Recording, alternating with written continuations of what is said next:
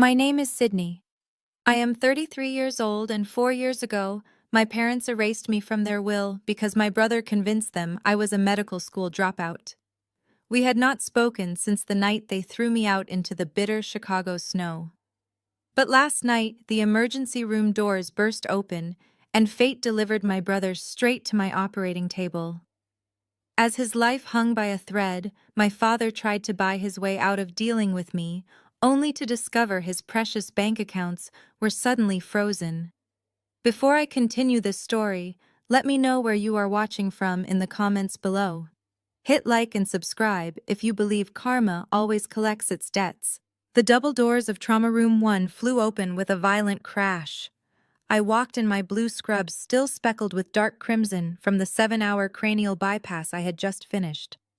The monitor was blaring a frantic, high-pitched rhythm. On the bed, thrashing uncontrollably, was a man I had not seen in 4 long years. My older brother Brandon, the golden child who could do no wrong. His skin was deathly pale and foam was beginning to gather at the corners of his mouth. The monitors indicated his oxygen levels were dropping fast. Diane, my mother, was pinned against the far wall by a frantic nurse. Her designer trench coat was wrinkled, her face a mask of absolute terror. Charles, my father, was shouting orders at the medical staff as if he were at a corporate board meeting rather than a hospital trauma bay. Then my mother saw me. Her eyes widened, transitioning instantly from panic to absolute fury. She lunged forward, pushing past the trauma nurse with surprising strength. "Get her out of here!" she shrieked, her voice echoing sharply off the sterile walls. "What is she doing here? Someone call security. I will not let this pathetic dropout touch my son." The trauma team, usually a well-oiled machine of efficiency, froze in their tracks. They looked at my mother, then at me, entirely bewildered by the sudden outburst.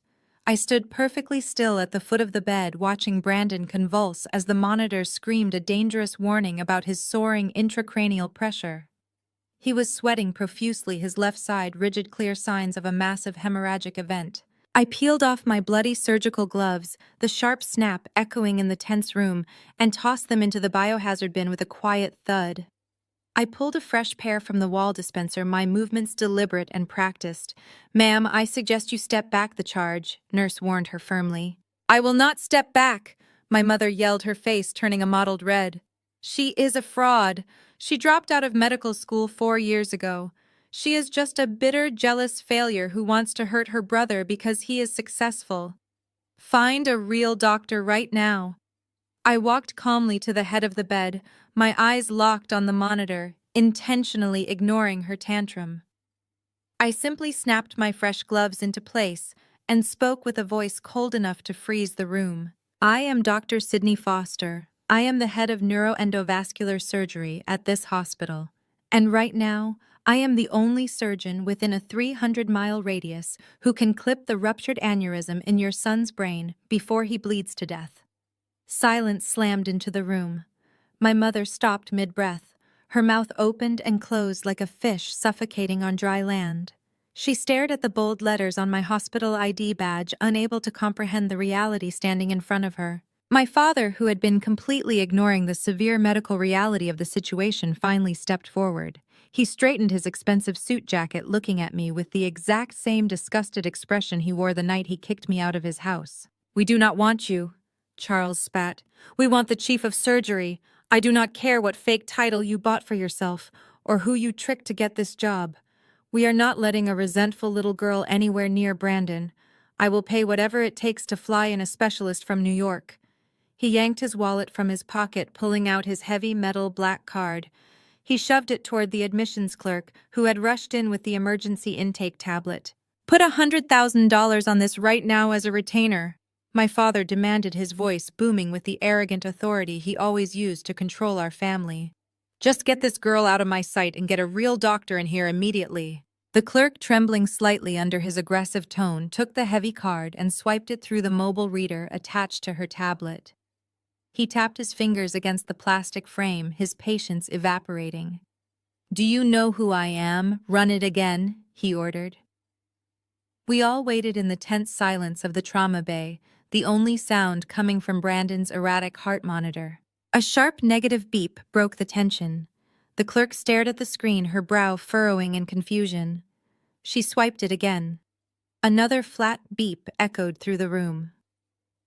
"Sir," she stammered, looking up at my father with wide, apologetic eyes. "I am sorry, but the machine says this card is declined. The account has been frozen." Charles snatched the tablet from her hands, his fingers trembling as his face drained of all color.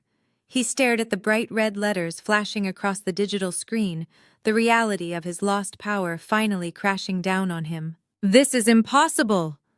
Charles growled violently, tapping the screen of the hospital tablet, as if physical force could change the digital rejection. "Your machine is broken. Do you have any idea how much money is in this account? Run it manually. Call my private banker right now. I will not be humiliated by a malfunctioning piece of plastic in a public hospital." "Sir, the machine is working perfectly," the admissions clerk said, taking a cautious step back to distance herself from his escalating rage. "The bank placed a hard freeze on your assets. You will have to contact them yourself during regular business hours. Until then, the system cannot process any transactions under your name." Before my father could unleash his next wave of entitlement, a piercing alarm shattered the tension in the room. Brandon arched aggressively off the stretcher, his spine going completely rigid as a guttural choke escaped his throat. "He is herniating the trauma," nurse shouted, scrambling for the bright red crash cart parked against the wall. "His blood pressure is 220/140 and climbing rapidly. We are losing his airway. Push 20 milligrams of labetalol IV push." Now I ordered, moving swiftly to the head of the bed and taking total command of the room. "Get the intubation tray ready and page the anesthesiology team on call. We are bypassing the intensive care unit and going straight to operating room 4. Move quickly, everyone." The medical team snapped out of their momentary shock, instantly galvanized by my commands. The room transformed into a whirlwind of controlled chaos.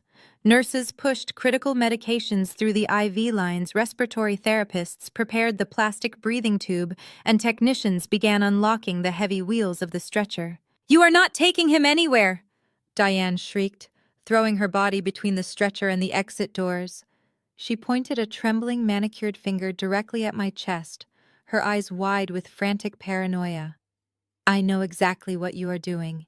You have been waiting for a moment like this for 4 years, have not you? You are still so violently jealous that your father and I gave Brandon the $8 million inheritance instead of you. You want him to die on that table so you can finally get your hands on our money. You are doing this on purpose." I paused, a cold steel laryngoscope blade resting firmly in my right hand, and looked dead into my mother's eyes.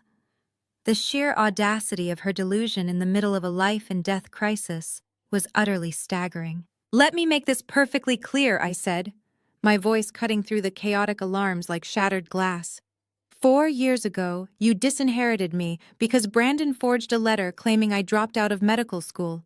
You did not even bother to call the dean of the university to verify his ridiculous lie.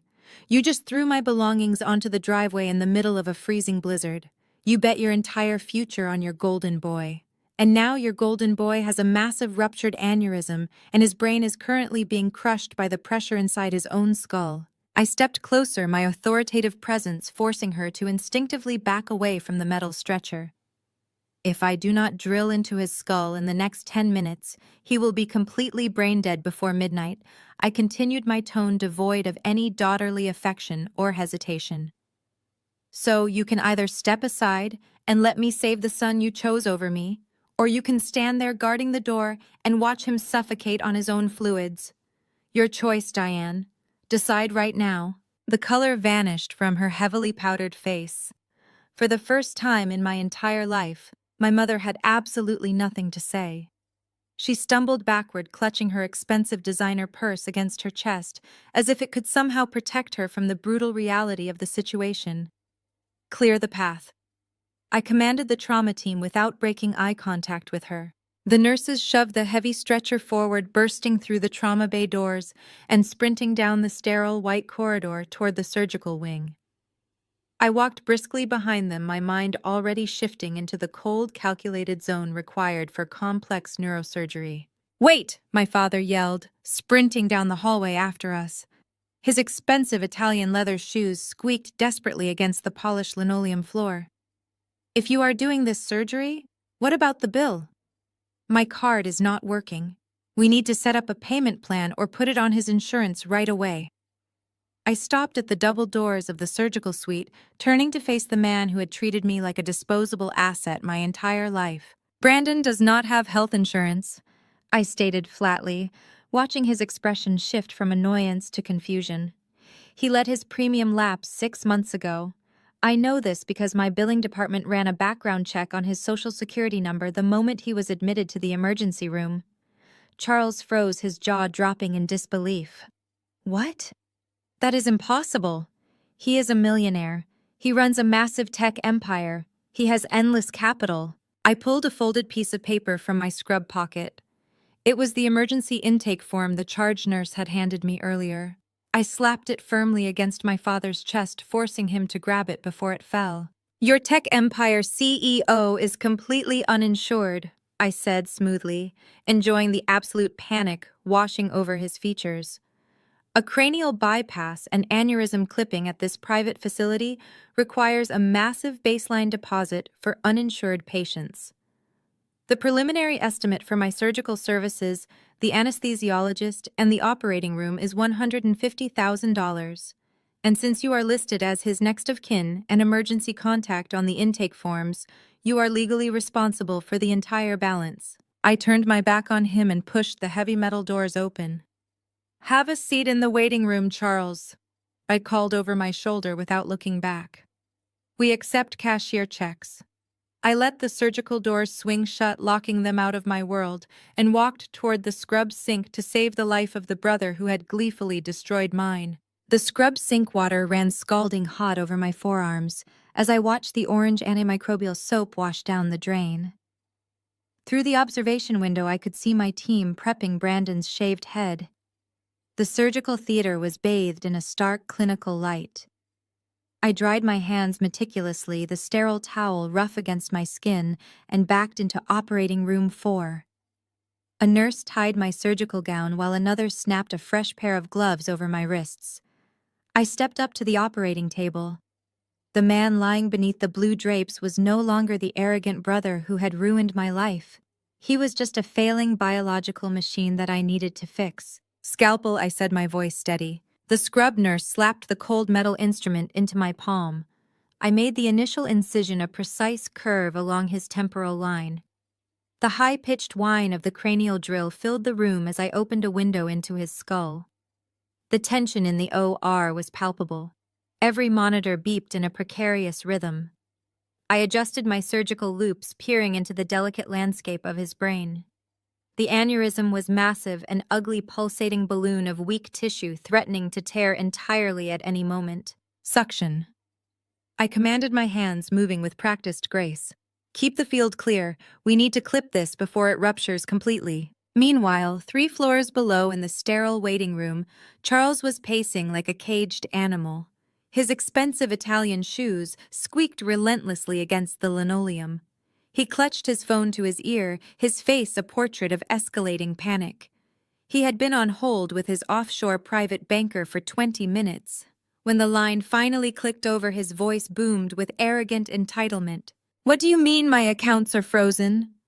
Charles demanded, his face turning an angry shade of purple. "I am your top-tier client. I need $150,000 wired to this hospital immediately. Unfreeze the account now." The banker's voice, tinny and distant through the receiver, remained professionally detached. "I am sorry, sir. The freeze was not initiated by our institution. It is a federal hold. We received a direct mandate from the Securities and Exchange Commission 2 hours ago. Every asset tied to your son's startup and any accounts linked to his guarantors have been locked pending a massive fraud investigation. You are a named guarantor, sir. You have exactly 0 accessible liquidity." Charles dropped the phone. It clattered against the waiting room floor. Diane looked up from her manicured nails, her eyes wide with confusion. "What did they say?" she asked, her voice trembling slightly. Charles could not answer. The illusion of his wealth, the very foundation of his arrogant existence, was vaporizing before his eyes. Back in the OR, my focus was absolute. The aneurysm wall was whisper thin. One wrong millimeter of movement and Brandon would bleed out on the table. Titanium clip, I said, extending my hand. I carefully maneuvered the microscopic clip around the swollen base of the blood vessel. The room held its collective breath. With a decisive click, the clip locked into place. The dangerous bulging immediately subsided. The crisis was averted. Vitals are stabilizing. The anesthesiologist announced, a clear wave of relief washing over his voice. Blood pressure is dropping to normal parameters. I stepped back from the table, stripping off my bloody gloves. Close him up, I instructed my senior resident. I will go speak to the family. I walked down the quiet hospital corridor toward the surgical waiting area, the adrenaline slowly fading from my system. I pushed open the double doors. Charles and Diane leaped to their feet, their faces a mix of desperate hope and lingering hostility. Is he? Diane started, her voice choking on the words. The surgery was successful, I said flatly, maintaining a professional distance. I clipped the aneurysm. He is alive, but he will have a long road to recovery. There may be some residual paralysis on his left side, but his brain function should remain largely intact. Diane collapsed into a nearby chair, sobbing loudly in relief. Charles let out a long, ragged breath, running a hand over his face. He actually managed a tight, reluctant nod in my direction. For a split second, they looked like normal, grateful parents. But I knew exactly who they were. I pulled a crisp white envelope from my scrub pocket and held it out to my father. He frowned, reaching out to take it. "What is this?" he asked, his voice laced with suspicion. "That is the official billing notice," I replied calmly, watching his eyes scan the document. "Since Brandon is completely uninsured and you signed the financial responsibility forms at admission, the hospital requires the initial $150,000 payment by 8 o'clock tomorrow morning.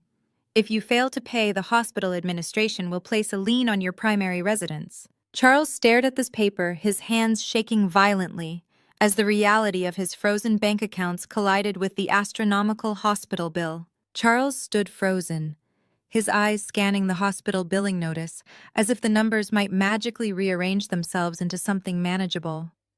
He swallowed hard, the muscles in his jaw ticking rapidly.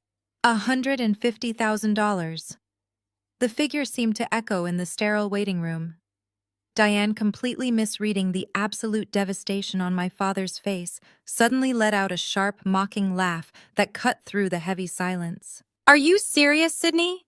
she scoffed, wiping a theatrical tear of relief from her eye. "You are standing here trying to intimidate us with a medical bill. Do you honestly think $150,000 means anything to Brandon? My son is the CEO of a Silicon Valley startup that is currently valued at $20 million. He will probably pay this out of his petty cash account just to get you out of his sight." She stood up, smoothing the front of her designer coat, her arrogance returning in full force now that she knew her golden child was going to survive. Besides, she added, a cruel smirk playing on her lips, even if his startup money is tied up in investments, he still has the entire $8 million inheritance your grandfather left behind. The inheritance he received because he actually made something of his life, unlike you. I looked at her, my expression completely flat. The sheer audacity it took to bring up the inheritance while standing in the hospital, where I was the head of neurosurgery, was almost impressive. "You mean the $8 million you handed over to him 4 years ago?" I asked, my voice dangerously calm. "The money you took from me because Brandon showed you a forged letter claiming I had been expelled from medical school." "That letter was not forged," Diane snapped defensively, crossing her arms. "We saw the university seal. We saw the dean's signature. You could not handle the pressure of the program, so you quit.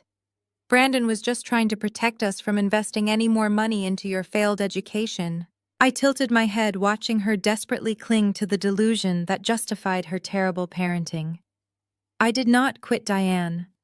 I graduated at the top of my class. I completed my residency here in Chicago, and I became the youngest department head in this hospital's history. Meanwhile, your genius son could not even pass his freshman accounting classes. But you believed him because you always wanted to believe the worst about me. Charles finally tore his eyes away from the bill. "Sydney, enough of this nonsense," he barked, though his voice lacked its usual commanding boom. "This is just a temporary hold on my accounts. A misunderstanding with the bank. I will have it cleared up by tomorrow morning, and we will pay your ridiculous extortion fee."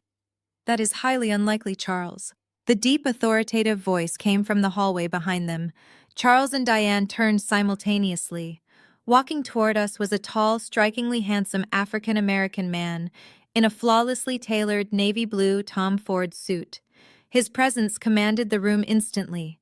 Flanking him were two men wearing dark windbreakers with the letters FBI printed in bold yellow across the back. Diane immediately recoiled, her prejudice flashing clearly across her face. "Who are you?" she demanded, looking the man up and down with obvious disdain. "Are you hospital security? We are having a private family conversation. Tell these officers we do not need any assistance." The man stopped next to me, sliding a supportive hand around my waist. He looked at my parents with a calm, calculated expression that made Charles instinctively take a step back. "I am not hospital security, Diane," he said smoothly, his voice resonating with absolute confidence. "My name is Jackson Cole, and I am Sydney's husband." My parents stared at him, their mouths slightly open in shock.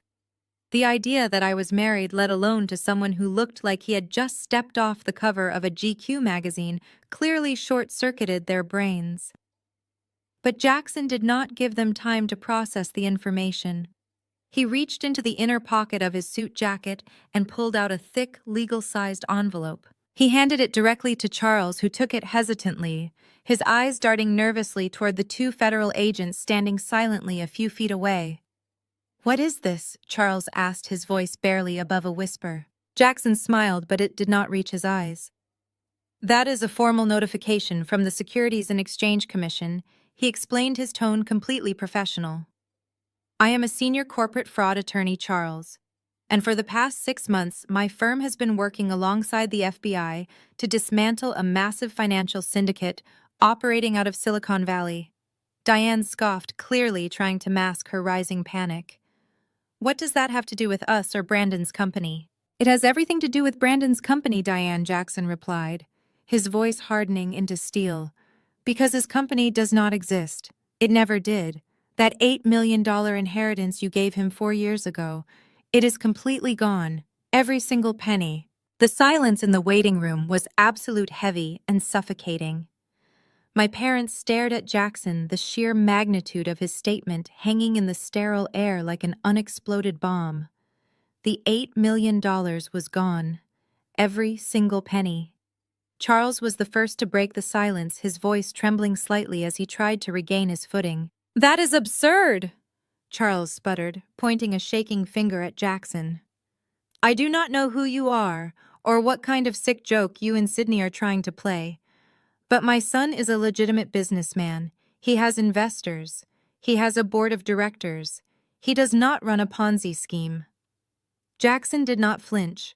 He reached back into his tailored jacket and produced another envelope, this one noticeably thicker. He handed it to Charles, his expression remaining perfectly neutral. "I assure you, Charles, this is not a joke," Jackson said, his voice a low, steady rumble of authority.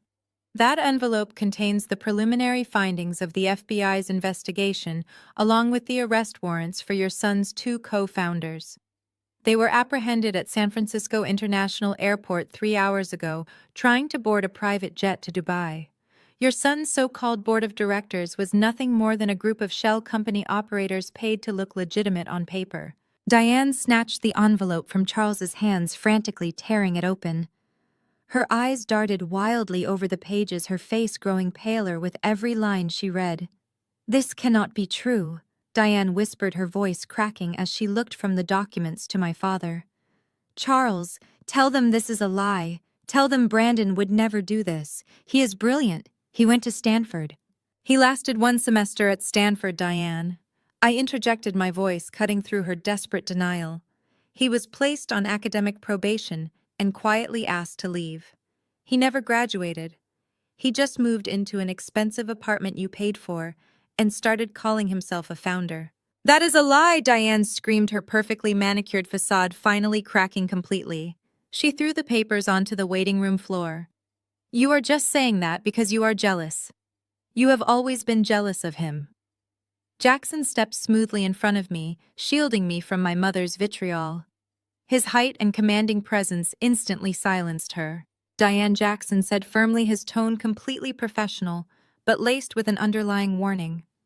Your son used the initial $8 million you gave him to fund a lavish lifestyle. Private jets, luxury cars, penthouse suites. When that money began to run out, he started soliciting investments under the guise of developing a revolutionary artificial intelligence algorithm. He promised astronomical returns. He used the new investors' money to pay fake dividends to the early investors, creating the illusion of a highly profitable company.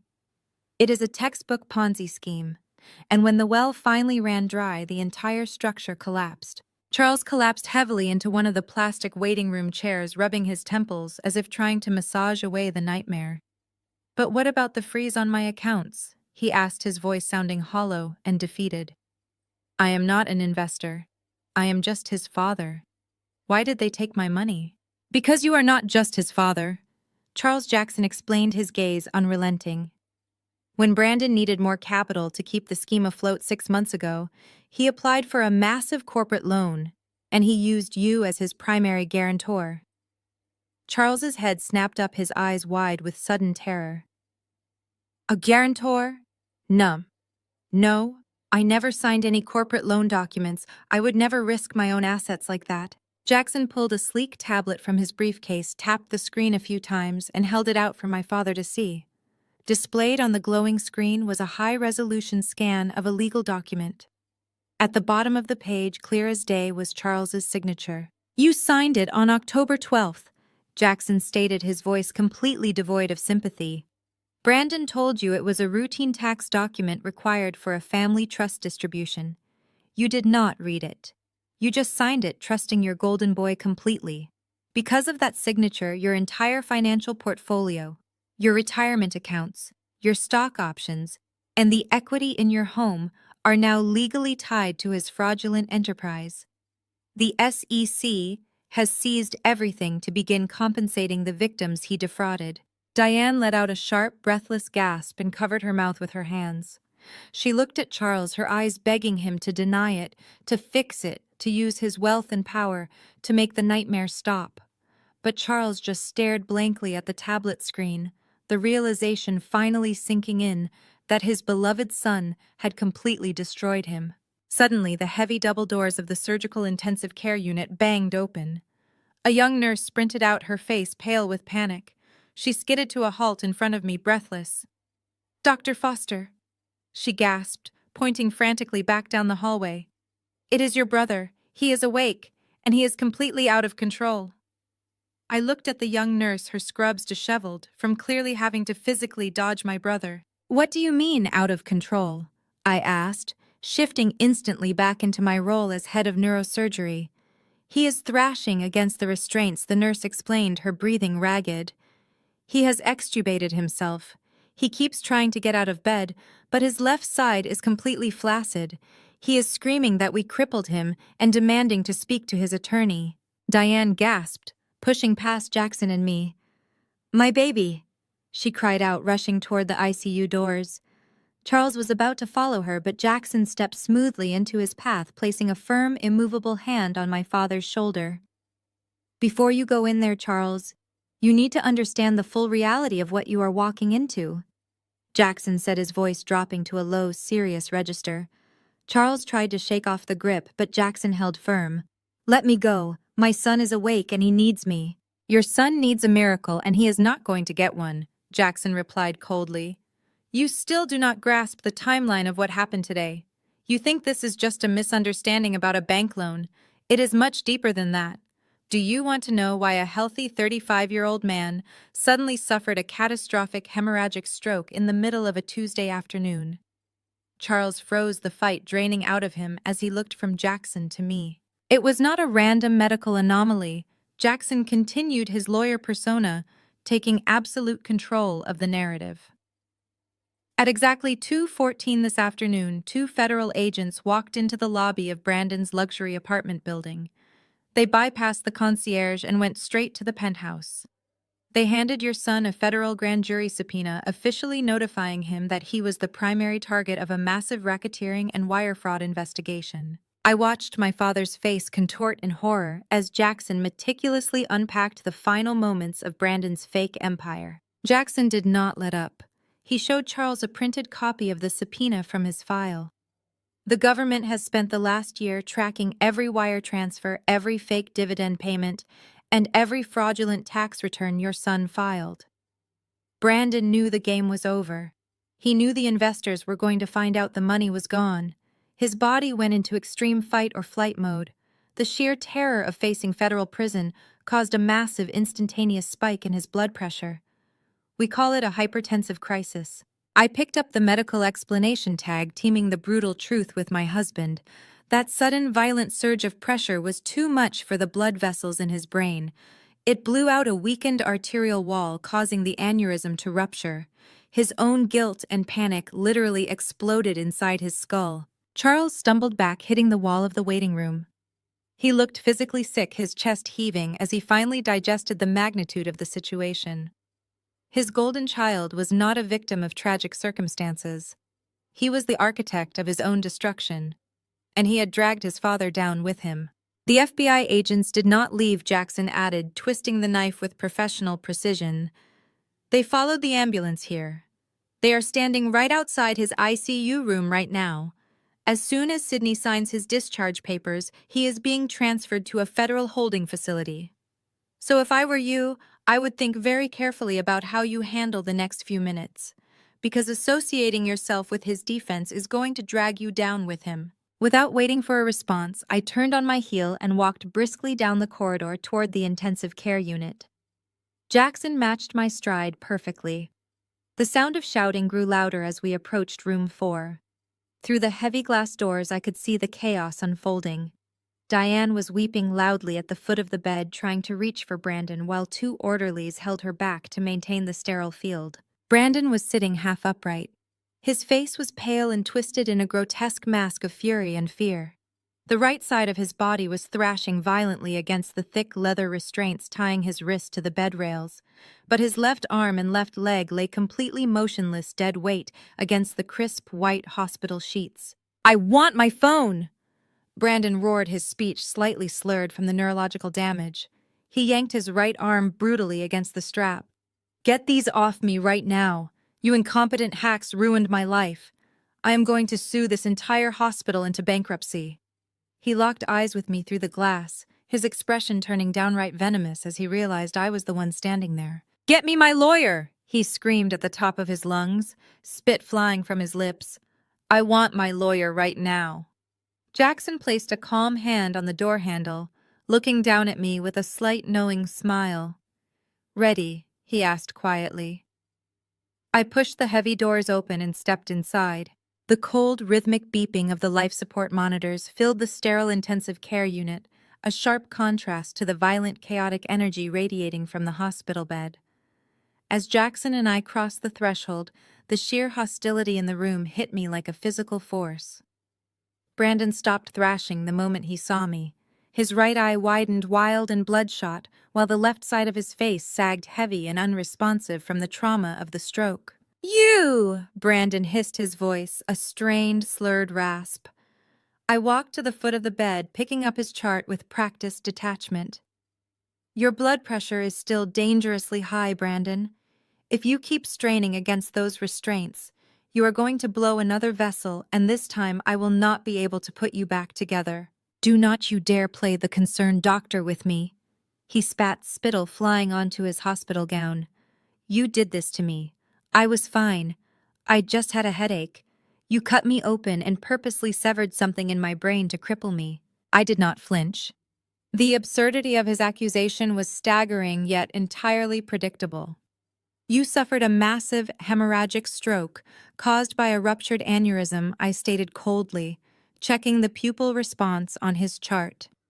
"I performed a complex cranial bypass to save your life. Your left side is paralyzed because the blood pooled in your right motor cortex, not because of the surgery." "Liar," he screamed, yanking his good arm violently against the thick leather strap. "You have been waiting for this since the day Mom and Dad kicked me out. No, since the day they kicked you out. You saw your chance to ruin the golden boy, did not you? You saw me on that table completely helpless, and you took away my arm and my leg because you are a bitter, jealous failure. Right on cue, the ICU doors swung open again. Diane and Charles rushed into the room, having ignored Jackson's warning completely. Diane shoved past me, practically throwing herself across Brandon's chest, sobbing hysterically. "Oh, my sweet boy," Diane cried, stroking his sweaty hair. "What did she do to you? What did this monster do to you?" "Mom, she paralyzed me," Brandon whined instantly, shifting from a raging tyrant to a victimized child. "She ruined my life because she hates us. You have to get me out of here." Charles stepped up beside his wife, his face contorted with misplaced righteous fury. He pointed a trembling finger directly at my face. "I knew it," Charles bellowed. "I knew we never should have let you touch him. You violated your oath. You deliberately botched this procedure to punish him for being more successful than you will ever be. We are going to have your medical license revoked by the end of the week." I slowly lowered the metal clipboard. The sheer delusion echoing in this room was suffocating.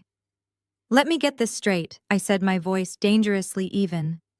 "You truly believe that I risked my flawless surgical record, my position as department head, and decades in federal prison just to paralyze his left leg out of petty jealousy?" "I know exactly what kind of vindictive person you are," Charles snarled. "You could never accept that Brandon was the superior child. And now you have mutilated him." Jackson stepped forward, standing shoulder to shoulder with me. His presence was a solid wall of calm against their chaotic storm. He looked down at Brandon with absolute disgust. "Your medical ignorance is only matched by your overwhelming narcissism," Jackson said smoothly. "But please continue documenting your delusions in front of the hospital staff. It will make the psychiatric evaluation much easier to process." Brandon glared at Jackson, his face turning an angry shade of purple. "Who the hell is this guy?" he demanded. "My husband," I answered simply, "and a senior corporate fraud attorney, which I am sure you are very familiar with today, given your current legal situation." Brandon flinched. A flicker of genuine panic crossed his eyes, but his massive ego quickly buried it. He bared his teeth, desperately trying to regain control of a situation that had already slipped through his fingers. "You think you are so smart, Sydney?" Brandon sneered, struggling to prop himself up on his right elbow.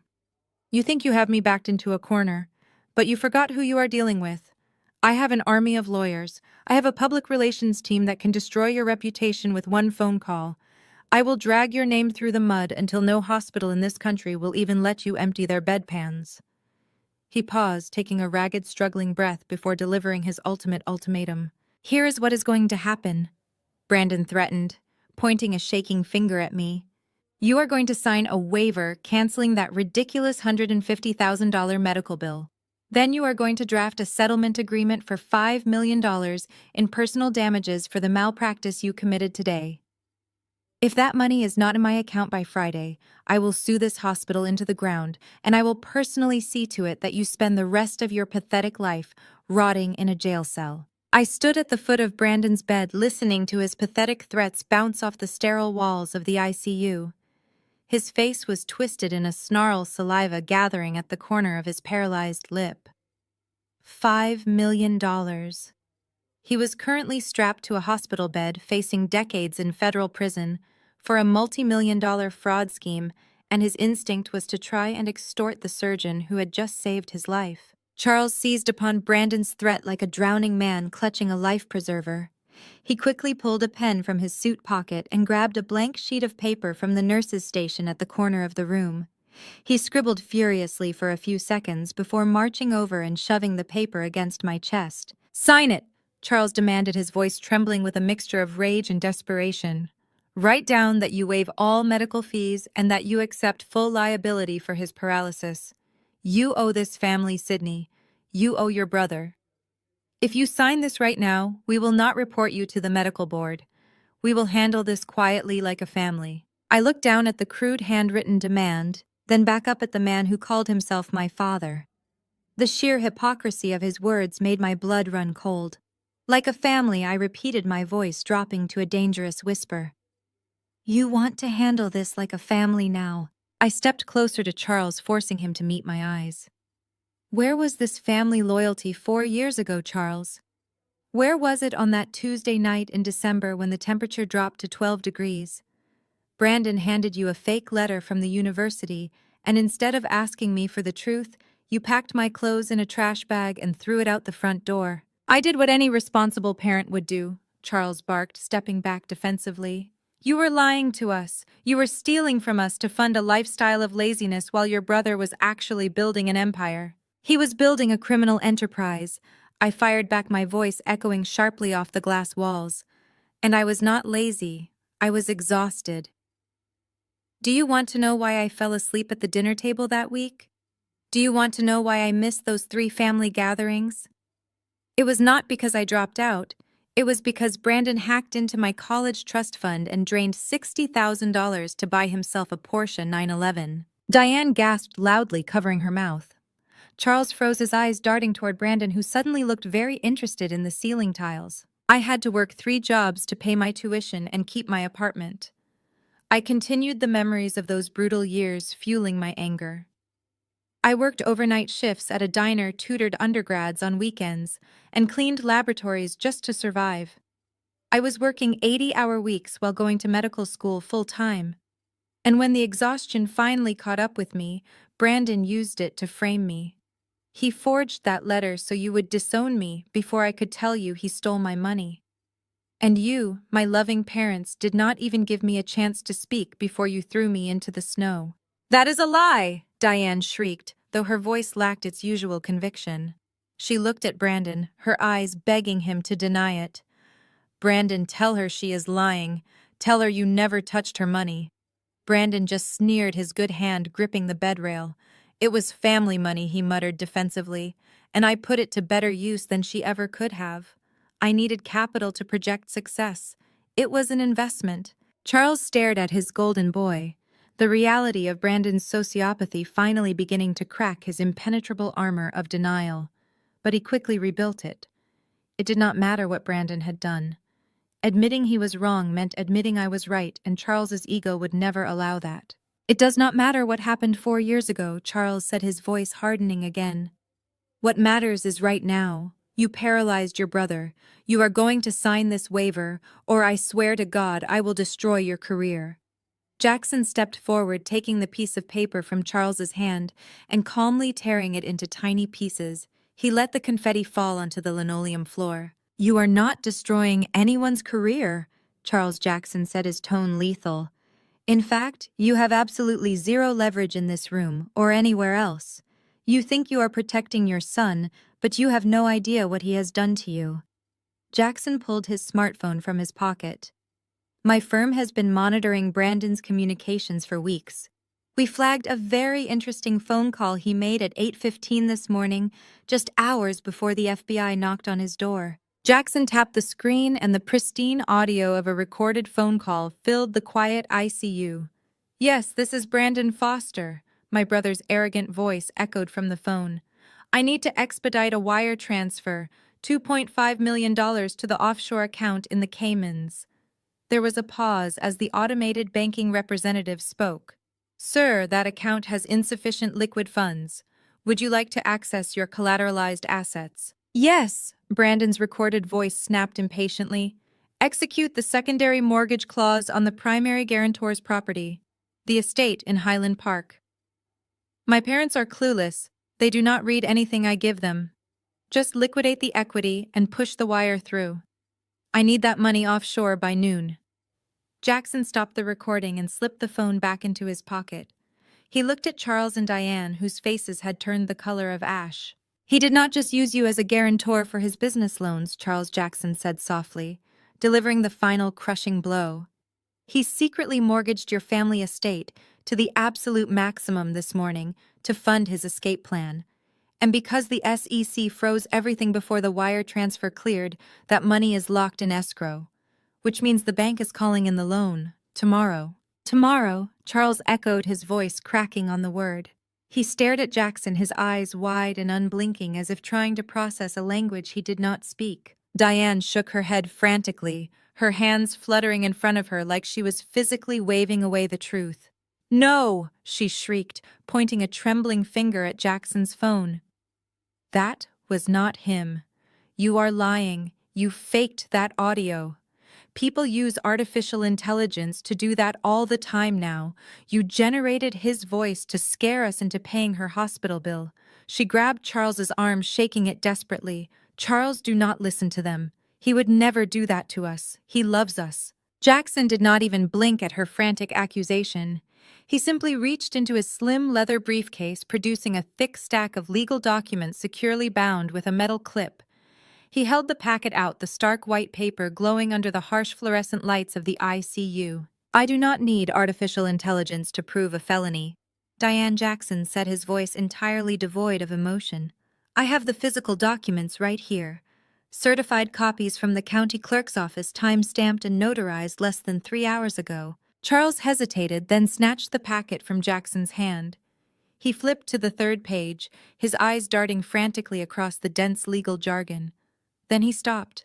The color drained completely from his face, leaving a sickly grayish pallor.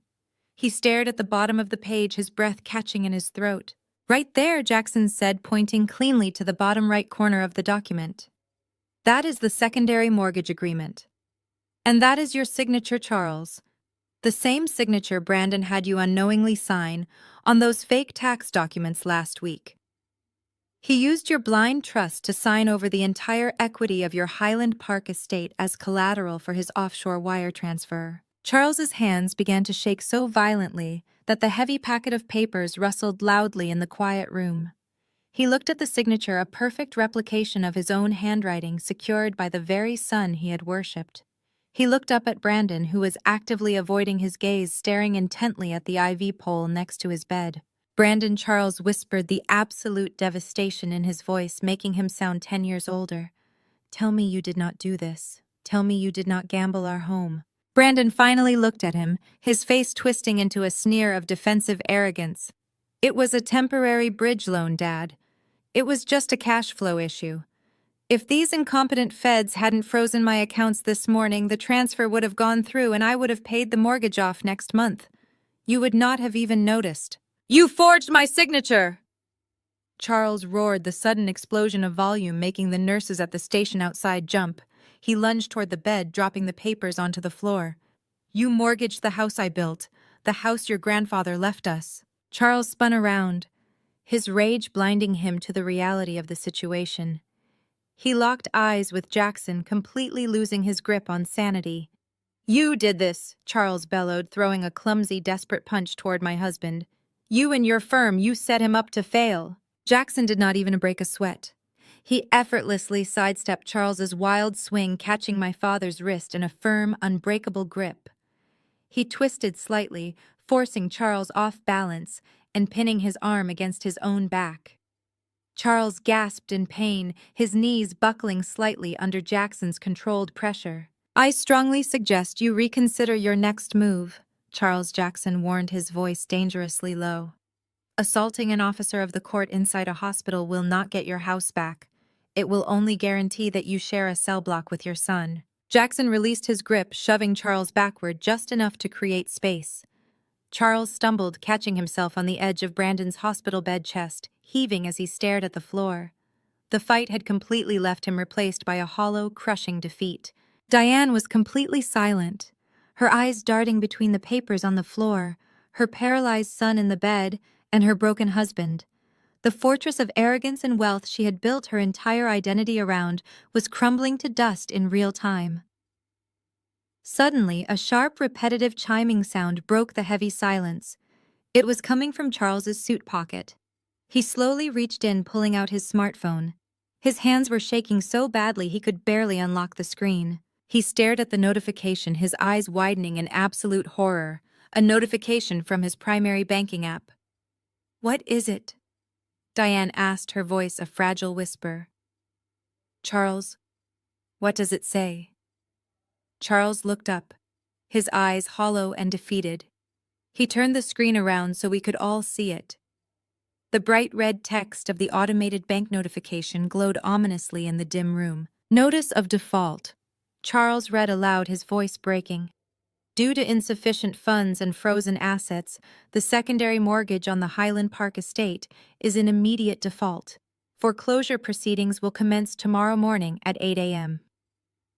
The phone slipped from his hand, clattering onto the linoleum floor next to the forged documents. The reality finally settled over the room like a heavy, suffocating blanket. They had nothing left.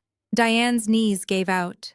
She collapsed onto the cold linoleum floor of the ICU, the sound of her knees hitting the hard surface echoing sharply. Her breath began coming in short, ragged gasps, her hands clawing at her own throat as if the air in the room had suddenly turned to solid glass. It was a full-blown panic attack, the physical manifestation of her perfect, heavily curated world, violently shattering into a million irreparable pieces. Mom, Brandon croaked from the bed, his voice laced with sudden, desperate guilt as he watched her hyperventilate. Charles dropped to his knees beside her, grabbing her shoulders. "Diane, breathe," he commanded, though his own voice was shaking so badly he sounded like a terrified child. "Look at me. We will figure this out.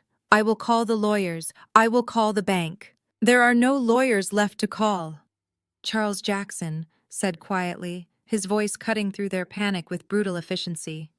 "And the bank is the one foreclosing on you. Your assets are frozen by the federal government.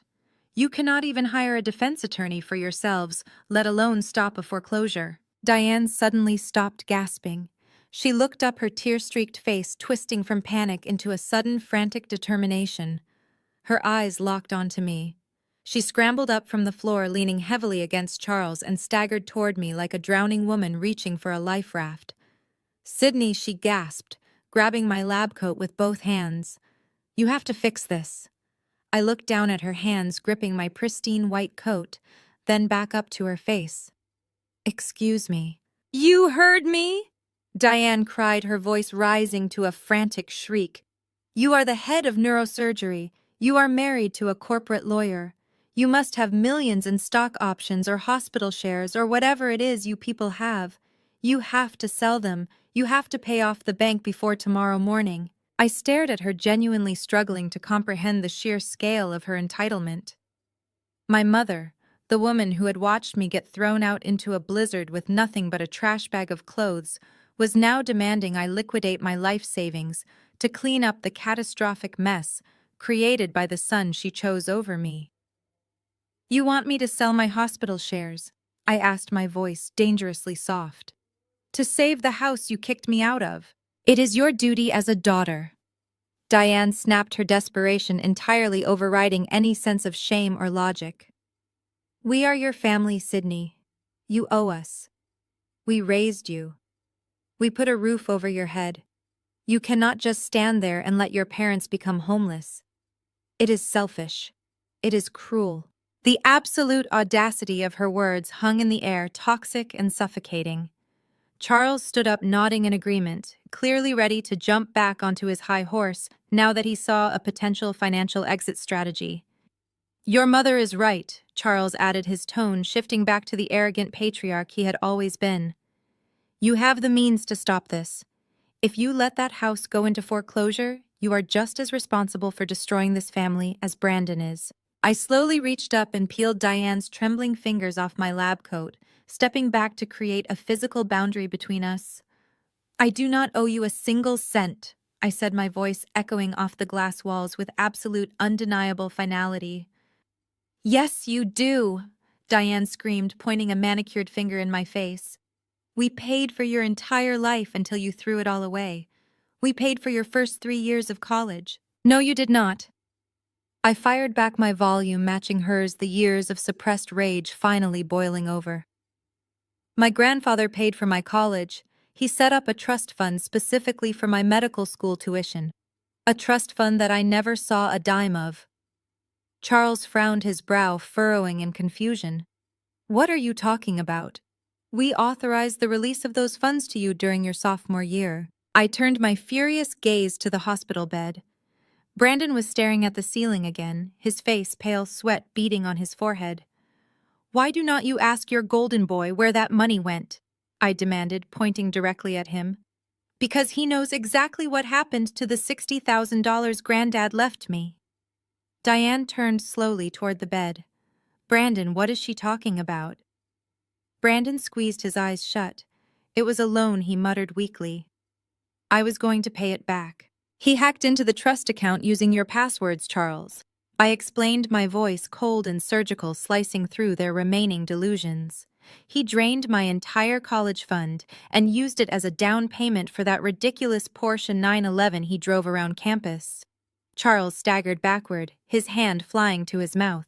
I found out when the university threatened to unenroll me for unpaid tuition. I continued, my voice shaking with the memory of that terrifying day. That is why I was working 3 jobs. That is why I was falling asleep at the dinner table. I was literally killing myself to pay for the education he stole from me. Diane shook her head frantically. No, that cannot be true. You dropped out. Brandon showed us the letter from the dean. I marched over to Brandon's bed and leaned in close, forcing him to look at me. Tell them the truth, Brandon, I ordered. Tell them why you forged that expulsion letter. Brandon swallowed hard, a tear finally escaping his eye and rolling down his paralyzed cheek. I knew she was going to tell you about the money, he whispered, his voice trembling with pathetic cowardice. She confronted me about the Porsche. She said she was coming to you. So I printed a fake letterhead. I forged the signature. I had to get her out of the house before she could tell you I took the money. Charles staggered backward as if he had been physically struck, his hand flying to his mouth to muffle a gasp of pure shock. He stared at his golden boy, the son he had worshipped and protected above all else. The son who had just confessed with his own mouth to not only stealing my future, but also framing me to hide his crime. The impenetrable wall of denial that my father had built around Brandon finally began to crack, the ugly truth seeping through every fissure. Diane, however, was incapable of accepting reality. Her entire identity was woven into the myth of Brandon's perfection. She shook her head frantically, her hands fluttering in the air as if trying to swat away his confession. No, Diane whimpered, her voice tight and frantic. No, Brandon, you are just confused from the surgery. You are just saying that because you are scared. You did not steal her money. It was an investment. You said it was an investment. I did not say anything. Brandon snapped, his voice suddenly sharp with defensive rage. Stop making excuses for me, Mom. You always do this. You make me sound weak. I do not need your excuses, and I certainly do not need her money. He turned his furious, bloodshot eye toward me, his face twisting into an ugly sneer of pure, undiluted arrogance. You think you have won! Brandon snarled, his words slightly slurred from the paralysis but dripping with venom. You think because my startup got flagged and the house is in default that I am ruined. You think you can stand there in your little white coat and gloat because you got lucky. Lucky, I repeated, my voice devoid of emotion, simply observing his desperate attempt to salvage his shattered ego. I am a neurosurgeon. There is no luck involved. You are a glorified mechanic, he shot back, trying to push himself up with his one good arm, his face turning a dangerous shade of crimson. And you are an idiot if you think I left myself exposed. You think I am stupid enough to put all my money in a domestic bank, where the SEC can just take it. Charles looked up, a glimmer of desperate, pathetic hope flickering in his eyes. What are you saying, Brandon? What money? Brandon let out a harsh, arrogant laugh that turned into a wet cough. The offshore account, Dad. The one I tried to wire the house money into. It was not empty. That wire was just to top it off before I left the country. I have had a secure trust set up in the Cayman Islands for 2 years. A completely untraceable shell company. Diane gasped, her hands flying to her chest. Oh, thank God. Thank God you planned ahead, sweetie. I knew you were too smart to lose everything. Brandon smirked, his one working eye locked onto mine with triumphant malice. There is $12 million sitting in that account right now.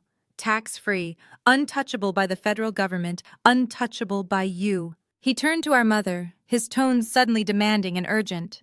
Mom, my phone! The feds took mine when they served the subpoena. Give me your phone right now. I have the secure login memorized. I will show these two arrogant snobs exactly how much power I still have.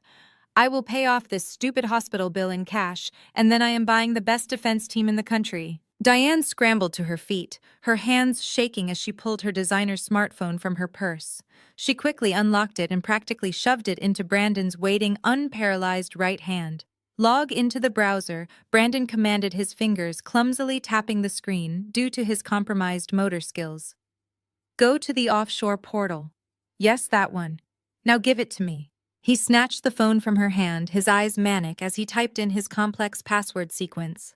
Charles hovered over his shoulder, his breath hitching with anticipation. Diane stood beside them, shooting me a look of pure, venomous triumph, fully expecting her golden boy to prove his superiority once again. See, Brandon sneered, not taking his eyes off the screen. You thought you had me cornered, but I am always one step ahead. Always. Now watch me clear this pathetic debt and walk away from both of you forever. He hit the final button to log in. The screen displayed a small spinning loading circle. The room was dead silent. The only sound the rhythmic beep of his heart monitor, which was beginning to accelerate with his excitement. The screen flashed green, indicating a successful login. The account dashboard loaded. Brandon's triumphant smirk instantly froze. His one good eye widened until I thought it might pop out of his skull. The color rapidly drained from his face, leaving him looking like a corpse under the harsh fluorescent lights. Charles leaned in closer, squinting at the screen. What is it? He asked, his voice tight with panic. Brandon, what does it say? How do we transfer it? Brandon did not answer. His mouth hung open, his breathing suddenly shallow and ragged. He stared at the screen as if it were a venomous snake about to strike him in the face. Let me see, Diane cried impatiently, snatching the phone from his hand. She held it up, her eyes scanning the digital numbers. Her face went completely blank. The phone slipped from her fingers, clattering loudly onto the metal bedrail before tumbling onto the floor. Jackson calmly walked over, picked up the phone, and looked at the screen. He turned it around so I could see it, a faint, cold smile playing on his lips. The account balance was displayed in large, bold numbers. It read $0.00. The federal agents had not just frozen his domestic accounts. They had found his offshore stash, pierced the corporate veil of his shell company, and seized every single penny of his stolen $12 million. The federal government had taken it all. Charles stared at the cracked screen of Diane's phone, the digital zeros burning into his retinas like acid. The offshore millions he had banked his final shred of hope on were gone. The federal government had completely dismantled his son's empire, leaving nothing but a catastrophic trail of debt and impending felony charges. The silence in the ICU was deafening, broken only by Brandon's ragged, terrified breathing. Diane let out a low, mournful wail, burying her face in her hands. Charles did not move to comfort her. Instead, a dangerous, frantic energy began to possess him. He was a man accustomed to buying his way out of consequences, and the realization that his wealth had vanished triggered a desperate survival instinct. He lunged for his own phone, practically tearing it from his pocket. He ignored the foreclosure notifications glaring on the screen and furiously dialed a number he had clearly memorized for emergencies. "We are not finished," Charles growled, pacing the small confines of the ICU room, deliberately avoiding my gaze.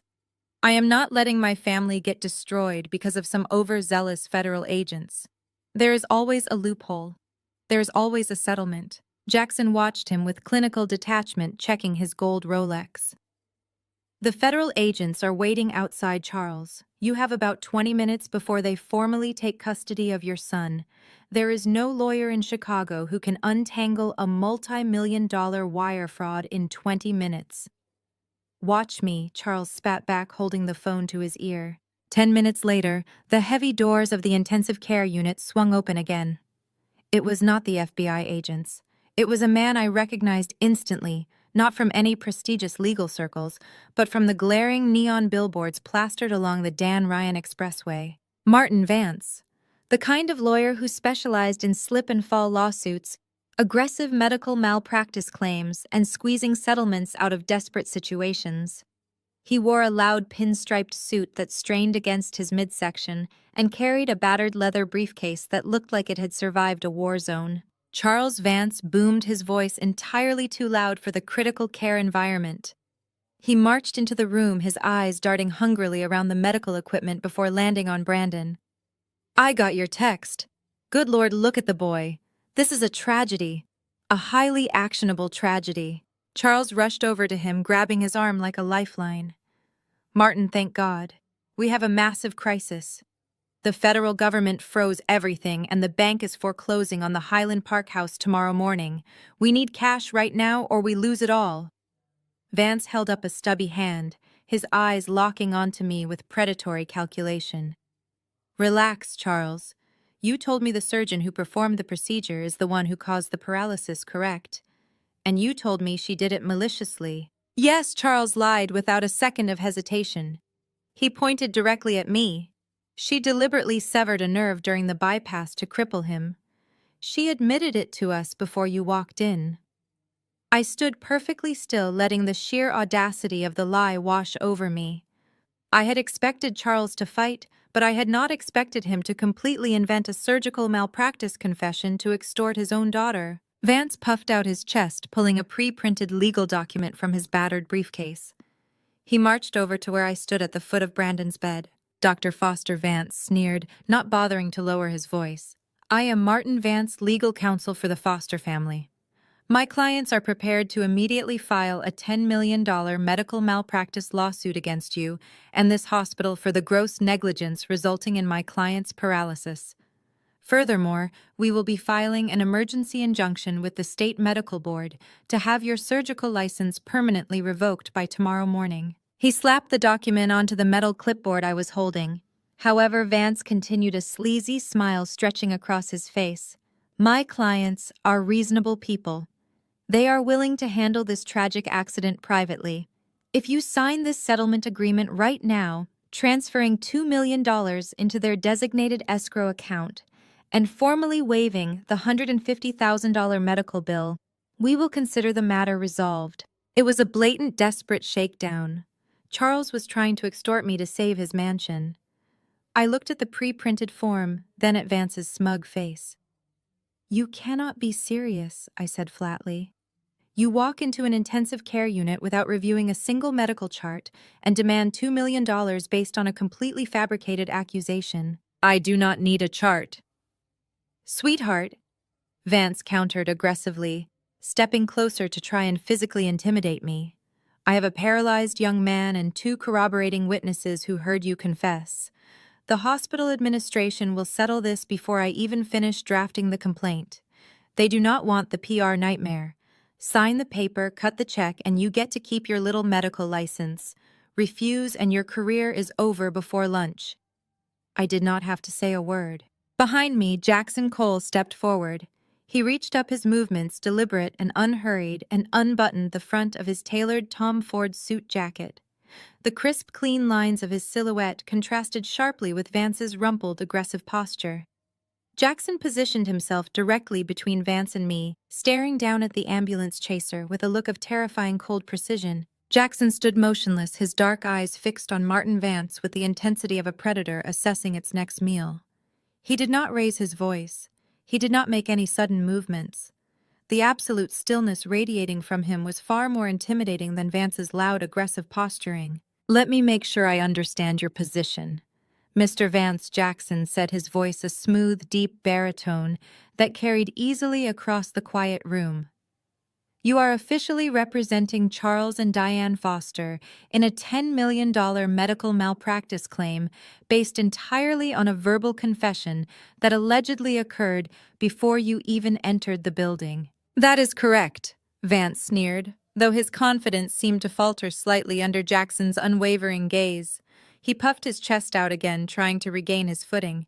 "And unless Dr. Foster signs that settlement agreement right now, I am filing the injunction." Jackson slowly reached into his inner jacket pocket and pulled out a sleek silver fountain pen. He held it up, inspecting the nib casually. "Fascinating," Jackson murmured. "Because according to the Illinois rules of professional conduct specifically, Rule 3.1: a lawyer shall not bring or defend a proceeding unless there is a basis in law and fact for doing so. That is not frivolous. Vance scoffed, waving a dismissive hand. This is not frivolous. I have witnesses. You have two desperate parents who are currently facing federal foreclosure. Jackson corrected, his tone sharpening. Witnesses who have a direct, overwhelming financial motive to extort a settlement. But that is not the most interesting part, Mr. Vance. Jackson took a step closer, forcing Vance to instinctively retreat half a pace. What is truly interesting is that you are attempting to extort a settlement on behalf of a patient who is currently the primary target of an active federal racketeering investigation. Jackson continued, his voice dropping an octave. Any funds transferred into your so-called escrow account would immediately be subject to federal seizure under the Racketeer Influenced and Corrupt Organizations Act, also known as RICO. Vance's smug expression evaporated. He glanced nervously at Charles, then back to Jackson. RICO, what are you talking about? Charles said this was just a bank error. Jackson smiled, a cold, predatory expression that made Vance physically swallow hard. Charles lied to you, Jackson said simply. The FBI agent standing right outside those double doors did not come here to check on Brandon's health. They came to arrest him for a multi-million-dollar Ponzi scheme. The assets are frozen. The house is foreclosed. There is no money, Vance. None. Vance turned to Charles, his face turning an angry shade of red. Is this true? Are the feds out there? Charles stammered, his eyes darting frantically. It is a misunderstanding. It will be cleared up. I just need you to get the settlement from Sydney first. You idiot, Vance hissed, stepping away from Charles as if my father were suddenly contagious. You tried to rope me into extorting a doctor to pay off a federal fraud debt. Do you have any idea the kind of liability that exposes me to? Oh, you are already exposed, Mr. Vance, Jackson interjected, his voice slicing through their argument.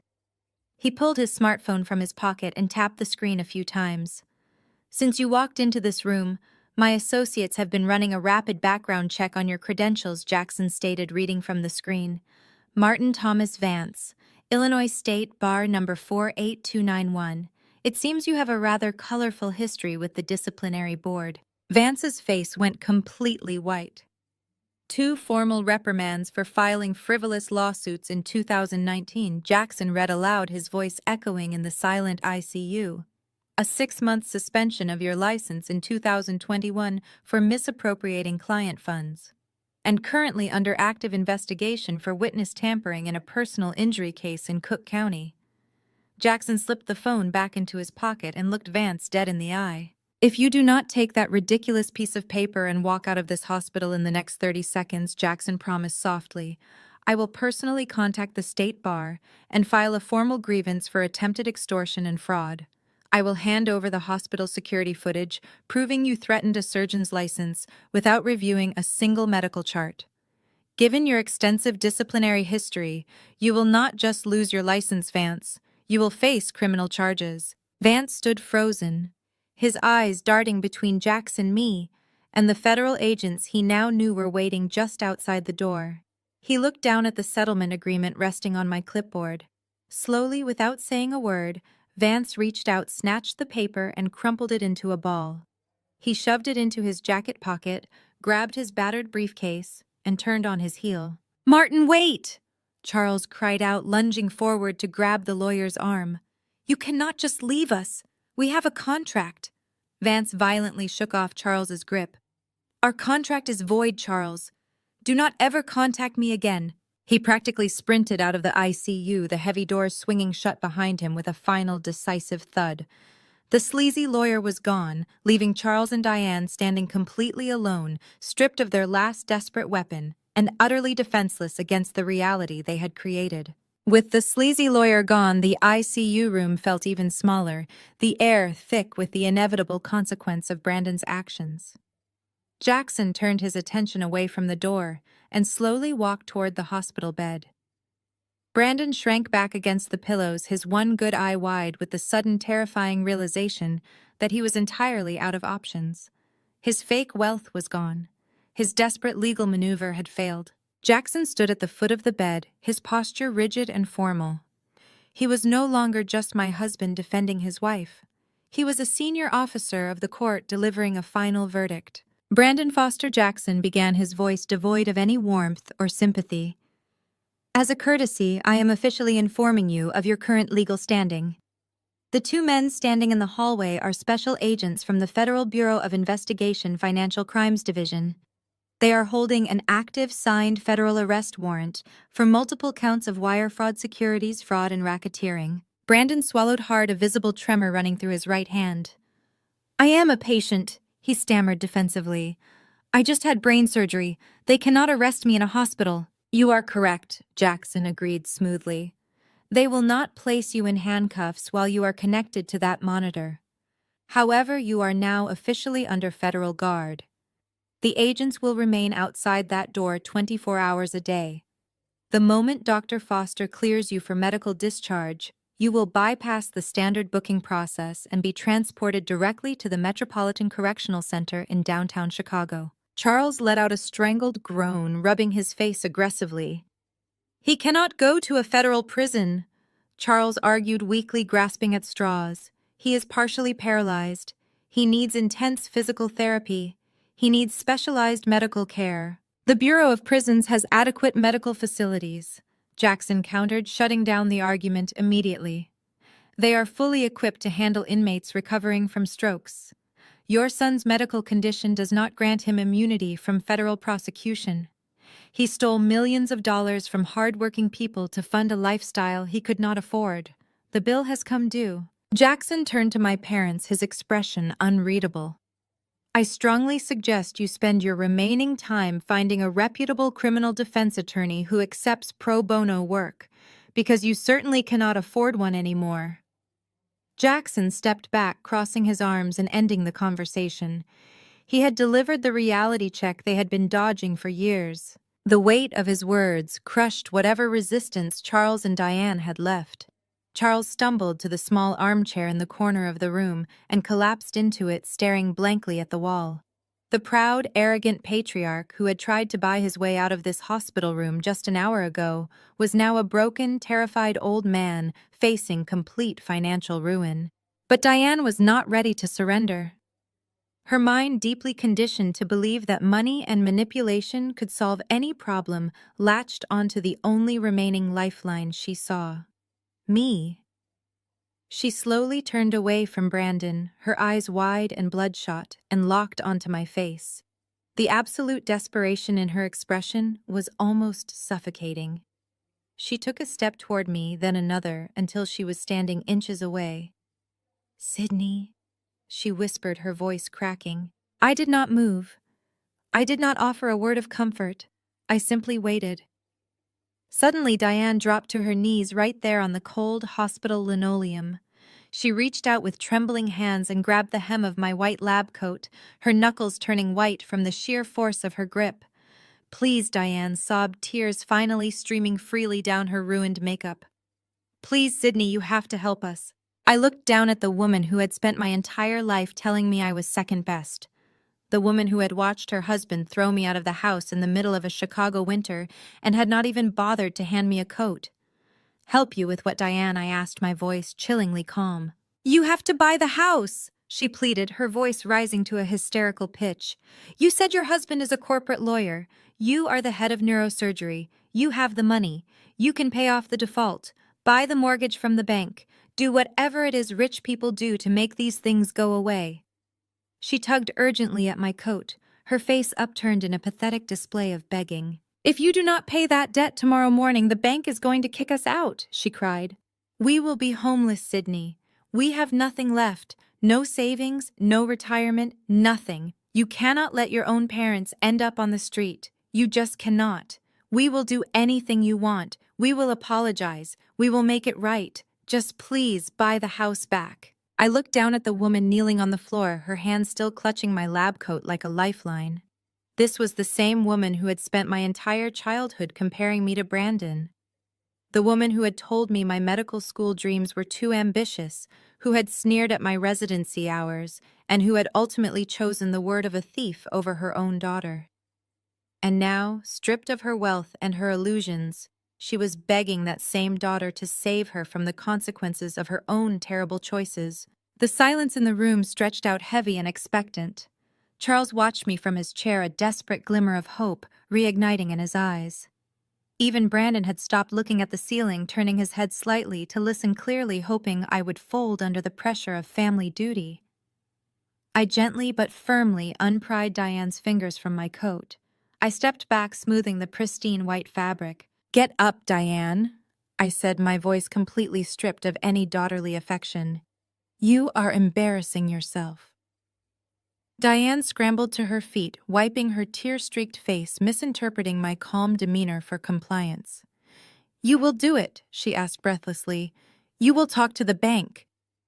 I did not answer her immediately. I looked at Charles, then at Brandon, ensuring they were all paying absolute attention. For my entire life, I began my words measured and precise. This family has operated on a very specific set of rules. Brandon makes a mistake, and the two of you rush in to clean it up. He fails a class, you blame the teacher. He steals my college fund, you throw me out of the house to protect his reputation. You built a fortress of delusion around him, shielding him from every consequence he ever earned. Charles shifted uncomfortably in his chair, his eyes dropping to the floor. "You expected me to play along." I continued, the years of suppressed resentment finally finding their voice. "You expected me to be the quiet, obedient scapegoat, the emotional ATM you could withdraw from whenever Brandon overdrew his account. But the problem with shielding someone from consequences, Diane, is that eventually the consequences get too big for you to handle." "Sydney, please," Charles interrupted, his voice weak. "Do not lecture us right now. Just tell us you will help. We are family." "Family is a word you only use when you need something, Charles," I fired back, silencing him instantly. "Family is not an excuse for abuse. It is not a blank check to destroy my life and then demand I rebuild yours. You bet your entire legacy on Brandon. You handed him the deed to your house, your retirement, and your trust, and he gambled it all away on a pathetic illusion." I turned back to my mother, holding her frantic gaze. "So no, Diane. I am not going to call the bank. I am not going to liquidate my shares. I am not going to spend a single penny of the money I earned saving lives to bail out the people who tried to destroy mine. You made your choice 4 years ago. Now you get to live with it." Diane's face contorted into a mask of pure, vicious hatred. The fragile facade of the desperate begging mother vanished instantly, replaced by the cruel, vindictive woman she truly was. "You ungrateful little witch!" she spat, her voice a venomous hiss. "We gave you life. We put a roof over your head. I hope you burn in hell for this. You are going to let us be thrown out onto the street. You are going to let the bank take the only home we have ever known." She turned to Jackson, pointing a shaking finger at him. "This is your fault. You poisoned her against us, you and your legal tricks." Jackson just smiled, a cold, calculated expression that completely ignored her tantrum. He looked at me, giving a slight, nearly imperceptible nod. It was time. I let Diane scream for a few more seconds, watching the ugly reality of her true nature display itself for everyone to see. When she finally paused to take a breath, I spoke. "Actually, Diane," I said, my voice cutting through her hysterics with absolute clarity, "the bank is not foreclosing on your house tomorrow." The vicious, toxic tirade Diane was launching against me stopped abruptly, hanging in the air like a discordant note. Her mouth snapped shut, the ugly sneer on her face freezing into a mask of pure confusion. Charles, who had been burying his face in his hands, slowly lifted his head. Even Brandon, who had been watching the meltdown from his hospital bed with a twisted sense of satisfaction, suddenly looked extremely interested. "What did you just say?" Charles whispered, his voice trembling as he stood up from the armchair. He took a hesitant step toward me, as if approaching a wild animal that might bolt at any second. I stood my ground, my expression perfectly neutral. "I said the bank is not foreclosing on your house tomorrow morning." The silence that followed was absolute. You could practically hear the gears turning in their heads as they processed the information. And then, predictably, their deeply ingrained delusion took over. Diane let out a loud, shuddering gasp. The color rushed back into her heavily powdered face. She clasped her hands together and pressed them against her chest, a look of overwhelming theatrical relief washing over her features. "Oh, Sydney," she cried, taking a step toward me, completely abandoning the venom she had spewed just seconds earlier. "I knew it. I knew you would not let us down. I knew underneath all that anger you still understood what family means." Charles let out a long, ragged breath, running a hand through his graying hair. He actually smiled. A genuine, arrogant smile of a man who believed he had just successfully manipulated his way out of disaster once again. "I have to admit, Sydney, you had me worried for a minute there," Charles said, his voice regaining its familiar, booming resonance. He straightened his suit jacket, instantly returning to his role as the wealthy patriarch. "But you did the right thing. Blood is thicker than water. I will have my accountant call you tomorrow to discuss a repayment schedule. We will treat it as an internal family loan. Low interest, of course." I watched them celebrate, utterly disgusted by how quickly they reverted to their entitled behavior. They had not learned a single thing. The moment they thought the danger had passed, they immediately stepped right back onto the pedestals they had built for themselves, assuming I had sacrificed my own hard-earned wealth simply because they demanded it. Brandon smirked from his bed, leaning back against the pillows. "See, Mom? I told you she would cave. She just wanted to make a big show of it first, to make herself feel important." Diane nodded eagerly, wiping away her tears. "Yes, well, we can put all this ugliness behind us now. Sydney, we really appreciate you stepping up. I suppose we can invite you." And she glanced dismissively at Jackson, your husband, to Thanksgiving dinner this year. "As a thank you." I did not move. I did not speak. I simply turned my head and looked at Jackson. He was already holding his slim leather briefcase. With smooth, practiced movements, he clicked the brass locks open and reached inside. He pulled out a thick, legal-sized manila folder, heavy with official documents. He handed it to me without a word, a faint, cold smile playing on his lips. I took the folder and turned back to my family. Their premature celebration faltered as they noticed the serious, calculating expression on my face. "You misunderstood me, Charles," I said, my voice slicing through their relief like a scalpel. "I did not say I paid off your debt. I said the bank is not foreclosing tomorrow." Charles frowned, his arrogant smile faltering. "I do not understand. If you did not pay the bank, why are they stopping the foreclosure? Did you negotiate an extension?" I opened the manila folder and pulled out a crisp, notarized legal document adorned with several official county seals. "The bank is not foreclosing because the bank no longer owns the debt on your Highland Park estate," I explained calmly, holding the document up for them to see. When Brandon's massive secondary mortgage went into default last month, the bank immediately classified it as a highly toxic asset. They bundled it with several other non-performing loans and sold it to a private debt acquisition firm at a steep discount to clear it off their books quickly. Diane looked confused, her eyes darting between me and the paper. "So some other company owns the house now. Who cares? We just have to deal with them instead of the bank. You can still pay them off, right?" I looked directly at my mother, savoring the absolute power I held in this moment. The years of being treated as an afterthought, the nights I spent freezing in my car because they threw me out, the sheer exhaustion of having to build my life from scratch while they pampered a criminal. It all culminated right here.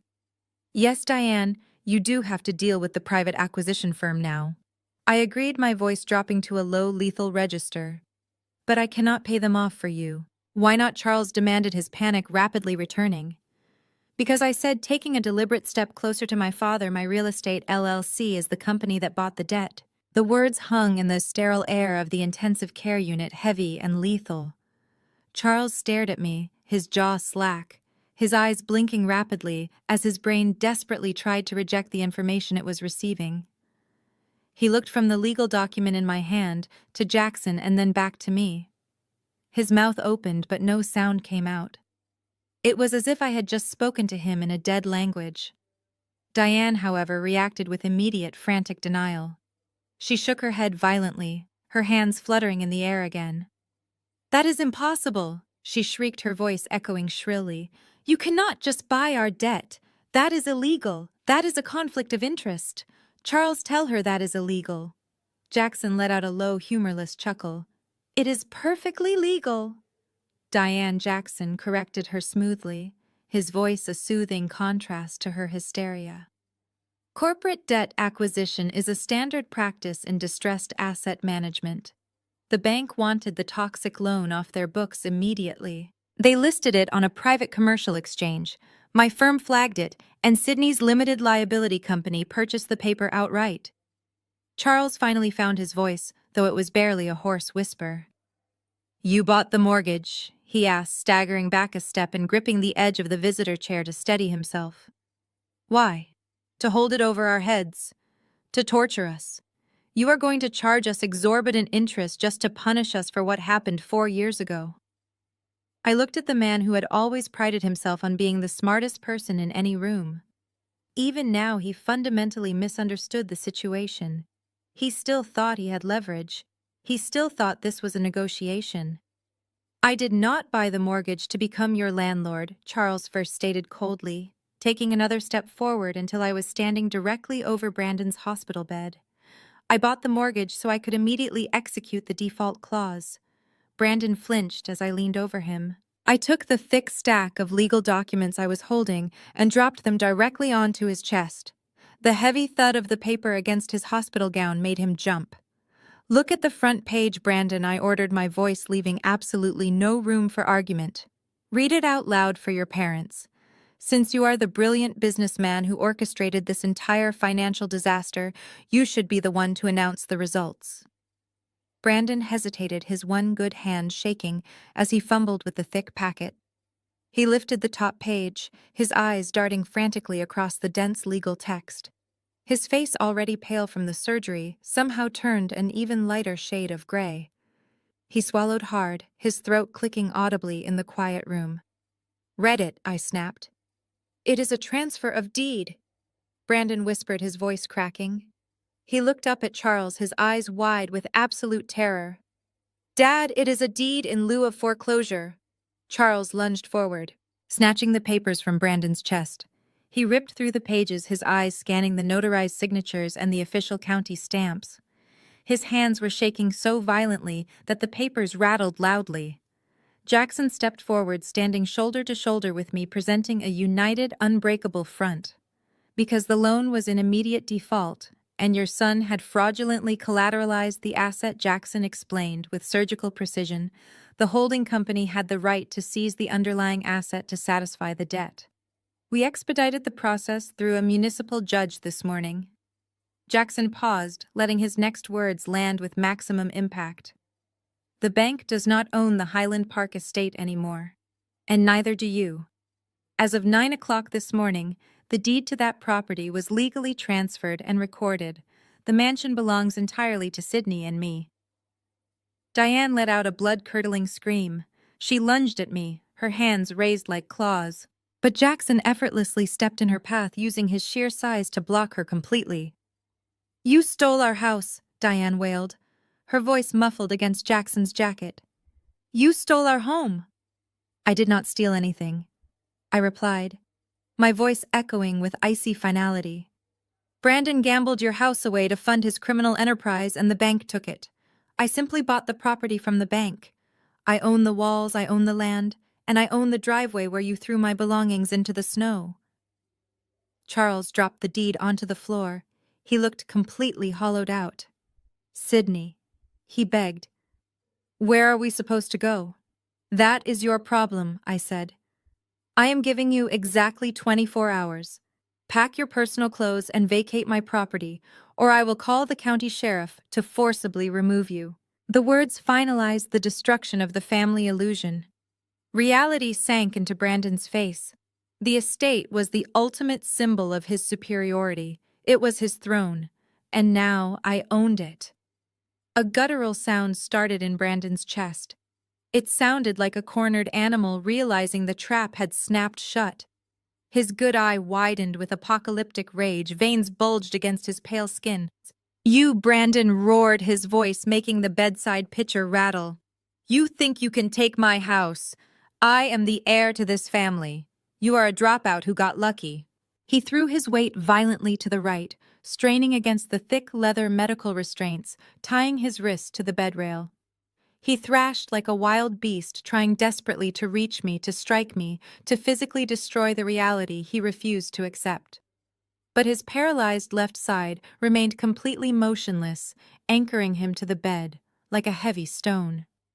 The stark contrast between his violent fury and his broken, unresponsive body was a pathetic display of his new reality. "I will kill you," he screamed, spit flying from his lips and landing on his chin. "I will have my lawyers drag you through the mud until you are begging on the street. I will burn that house to the ground before I ever let you live in it. Do you hear me? I will burn it down." Immediately, the intense physical exertion began taking its toll. The heart monitor next to his bed, which had been maintaining a steady rhythm, suddenly spiked. The machine began emitting a rapid, piercing alarm. The numbers on the digital display flashed aggressively in red. His heart rate shot past 160 beats per minute. His blood pressure already dangerously elevated from the stroke, and the federal subpoena skyrocketed toward critical levels. "Brandon, stop!" Charles yelled, rushing to the side of the bed and trying to hold his son's thrashing shoulder down. "You are going to cause another hemorrhage. Calm down." But Brandon was completely beyond reason. His massive ego, fractured into 1,000 pieces, was driving him into a state of sheer medical crisis. He gasped for air, his face turning a dangerous mottled purple, but he refused to stop screaming obscenities at me. "Sydney, do something!" Diane shrieked, spinning around to face me, her hands hovering helplessly in the air. "He is having a heart attack. Give him a sedative. Do your job." I stood perfectly still at the foot of his bed, my hands resting calmly in the pockets of my lab coat. I watched the monitor flash. I watched the golden boy suffocate on his own venomous rage, and I felt absolutely nothing. "He is not having a heart attack, Diane," I stated, my voice entirely devoid of panic or urgency. "He is having a temper tantrum. He is actively choosing to elevate his heart rate because he cannot handle the fact that he lost." "You are his doctor!" Charles bellowed over the blaring alarms, his face twisted in desperate panic. "You took an oath. Save him." "I did save him," Charles has replied coldly. "I spent 7 hours in an operating room picking up the pieces of his shattered brain. I did my job, but I am not going to stand here and coddle a federal criminal who is throwing a fit because he can no longer steal from his family to fund his delusions." I took a slow, deliberate step back, physically removing myself from his immediate circle of care. "Please," Diane begged, falling back into her hysterical sobbing. "Sydney, he is going to die." I reached into my pocket and pulled out my hospital pager. I pressed the emergency call button for the surgical residency desk. A voice crackled through the small speaker almost instantly. "Surgical desk, Dr. Evans speaking." The resident answered quickly. "Dr. Evans, this is Dr. Foster." I said, my tone professional and completely detached. "Please report to ICU room 4 immediately. The patient is experiencing acute hypertension and agitation secondary to an emotional outburst. Administer 5 milligrams of haloperidol intramuscularly and secure his restraints." "Understood, Dr. Foster." "I am on my way," the resident replied. I clipped the pager back onto my belt and looked at my parents, then at the thrashing, hyperventilating man on the bed. "My shift is officially over," I announced, turning my back on them. "You can direct any further medical inquiries to the resident. And just so we are clear, I am formally withdrawing myself as his attending physician. I do not treat prisoners." I looked at Jackson. He nodded, offering his arm. I took it, and together we walked out of the intensive care unit, leaving the blaring alarms and the screams of the golden boy behind us. The ICU doors burst open with a sudden, violent urgency. Dr. Evans, the on-call surgical resident, rushed into the room, followed closely by 2 burly orderlies and a critical care nurse pushing a medication cart. They barely glanced at my parents before descending upon the hospital bed. Brandon was still thrashing wildly, his face completely purple, the heart monitor screaming a continuous, terrifying, high-pitched wail. "Hold his right arm down!" Dr. Evans commanded the orderlies, uncapping a syringe with practiced speed. "He is going into hypertensive crisis. Push the haloperidol now before he blows another vessel." The room erupted into a blur of clinical chaos. The orderlies struggled to pin Brandon's thrashing body against the mattress. Diane was shoved unceremoniously out of the way by the critical care nurse, stumbling backward until her back hit the cold glass wall of the ICU. Charles stood frozen in the corner, his expensive suit rumpled, watching the complete physical and financial destruction of his golden child unfold under the harsh fluorescent lights. I stood at the edge of the chaos for only a moment, observing the scene with absolute chilling detachment. The frantic energy, the screaming, the desperate scrambling, it all belonged to them now. It was the world they had built, the natural consequence of their lifelong arrogance and cruelty. I was no longer a part of it. I turned to Jackson. He looked down at me, his dark eyes reflecting a quiet, steadfast pride. He offered his arm again.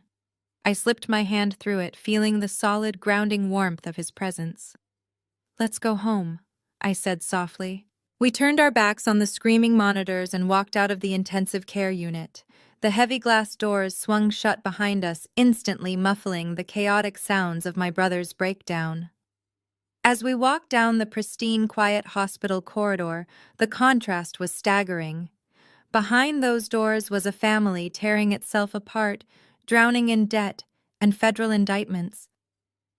Out here with Jackson by my side, I felt a profound, untouchable sense of peace. I was the head of neurosurgery. I owned the estate they had thrown me out of. I had reclaimed my life completely. We reached the elevator bank. I pressed the down button, watching the numbers descend. "You handled that perfectly," Jackson murmured, leaning in slightly. The timing on the deed reveal was flawless. "I learned from the best corporate lawyer in Chicago," I replied, allowing a small, genuine smile to finally touch my lips. The elevator doors chimed and slid open. We stepped inside the polished steel doors, closing seamlessly, carrying us down toward the private executive parking garage. The descent felt symbolic, leaving the toxic atmosphere of the hospital floors behind, returning to the solid ground of the reality we had built together. We walked across the dimly lit concrete expanse of the garage toward Jackson's sleek black sedan. The echo of our footsteps was the only sound in the cavernous space. I pulled my car keys from my pocket, ready to head home and finally sleep. "Sydney, wait." The desperate booming voice shattered the quiet of the garage. I stopped, turning slowly. Charles was sprinting toward us, his Italian leather shoes slapping loudly against the concrete. His tie was loosened, his face red and slick with sweat. He looked nothing like the composed, arrogant patriarch who had tried to buy a new doctor with a black card just a few hours ago. He looked like a man who was drowning and had just realized I was the only life raft left. He skidded to a halt a few feet away from us, chest heaving, his eyes wide and manic. "You cannot do this," Charles gasped, pointing a shaking finger at me.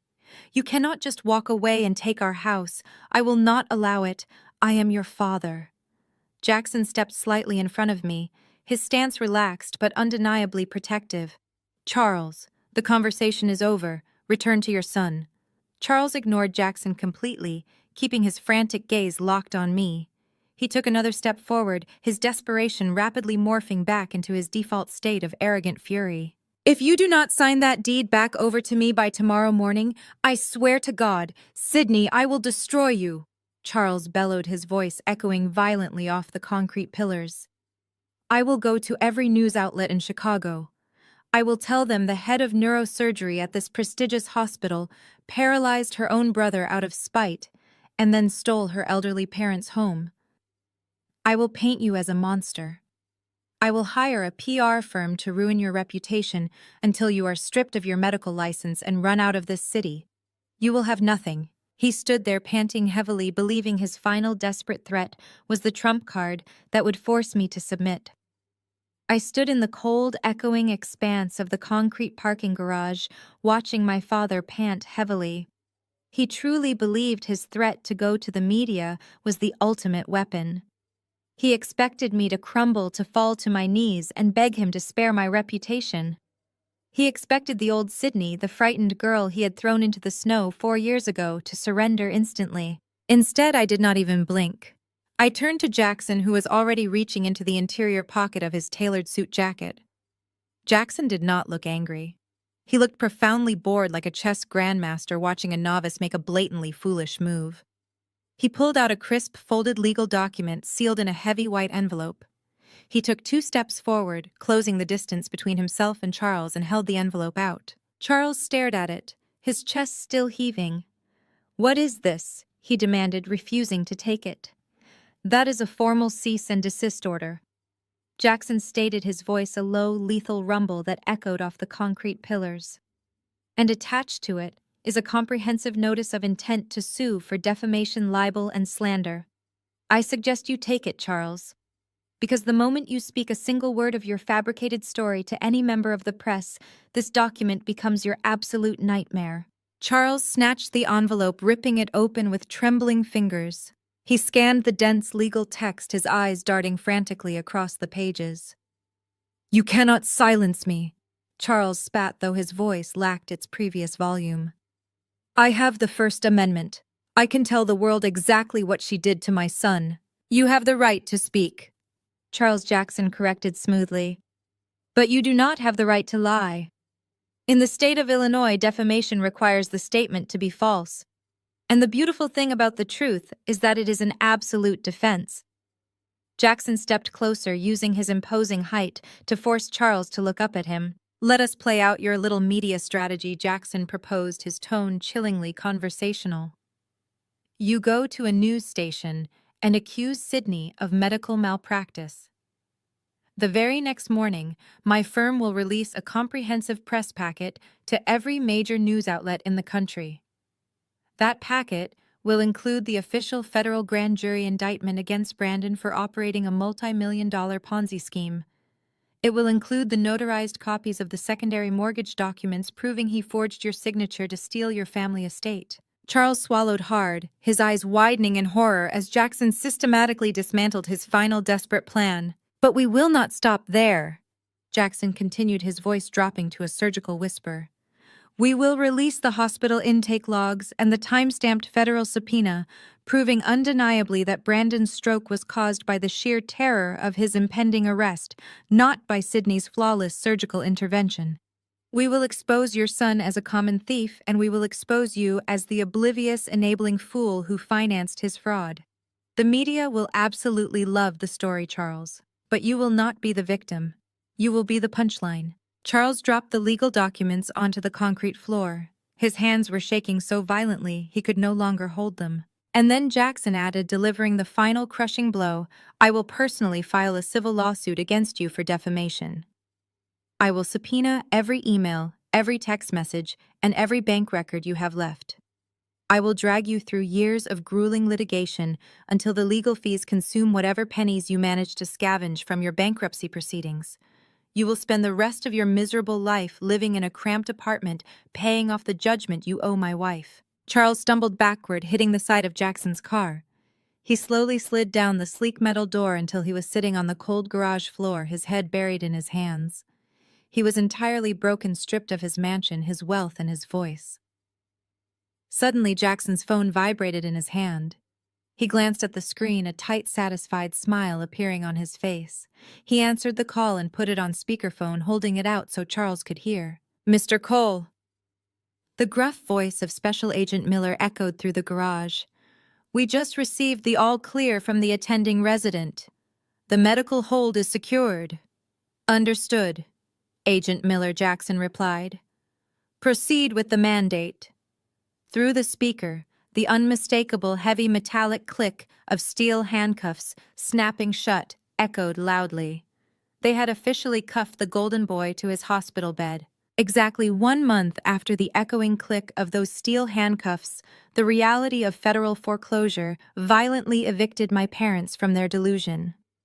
The sprawling manicured lawns and heated floors of the Highland Park estate were replaced by the peeling linoleum and flickering fluorescent lights of a cramped Section 8 apartment on the gritty outskirts of the city. Their transition from the upper echelon of Chicago society to absolute financial ruin was a brutal, unrelenting freefall. The new apartment smelled faintly of boiled cabbage and stale cigarette smoke, a scent permanently baked into the thin, dry wall. Charles, a man who had once commanded boardrooms in bespoke Italian suits, now sat on a stained second-hand sofa he had found at a local thrift store. His tailored jackets hung uselessly in a tiny musty closet replaced by cheap cotton shirts that highlighted how much weight he had lost. The constant thumping bass from the neighbor's stereo vibrated through the thin floorboards, a relentless reminder of their drastic fall from grace. For Diane, the psychological torture of poverty was even more devastating than the physical discomfort.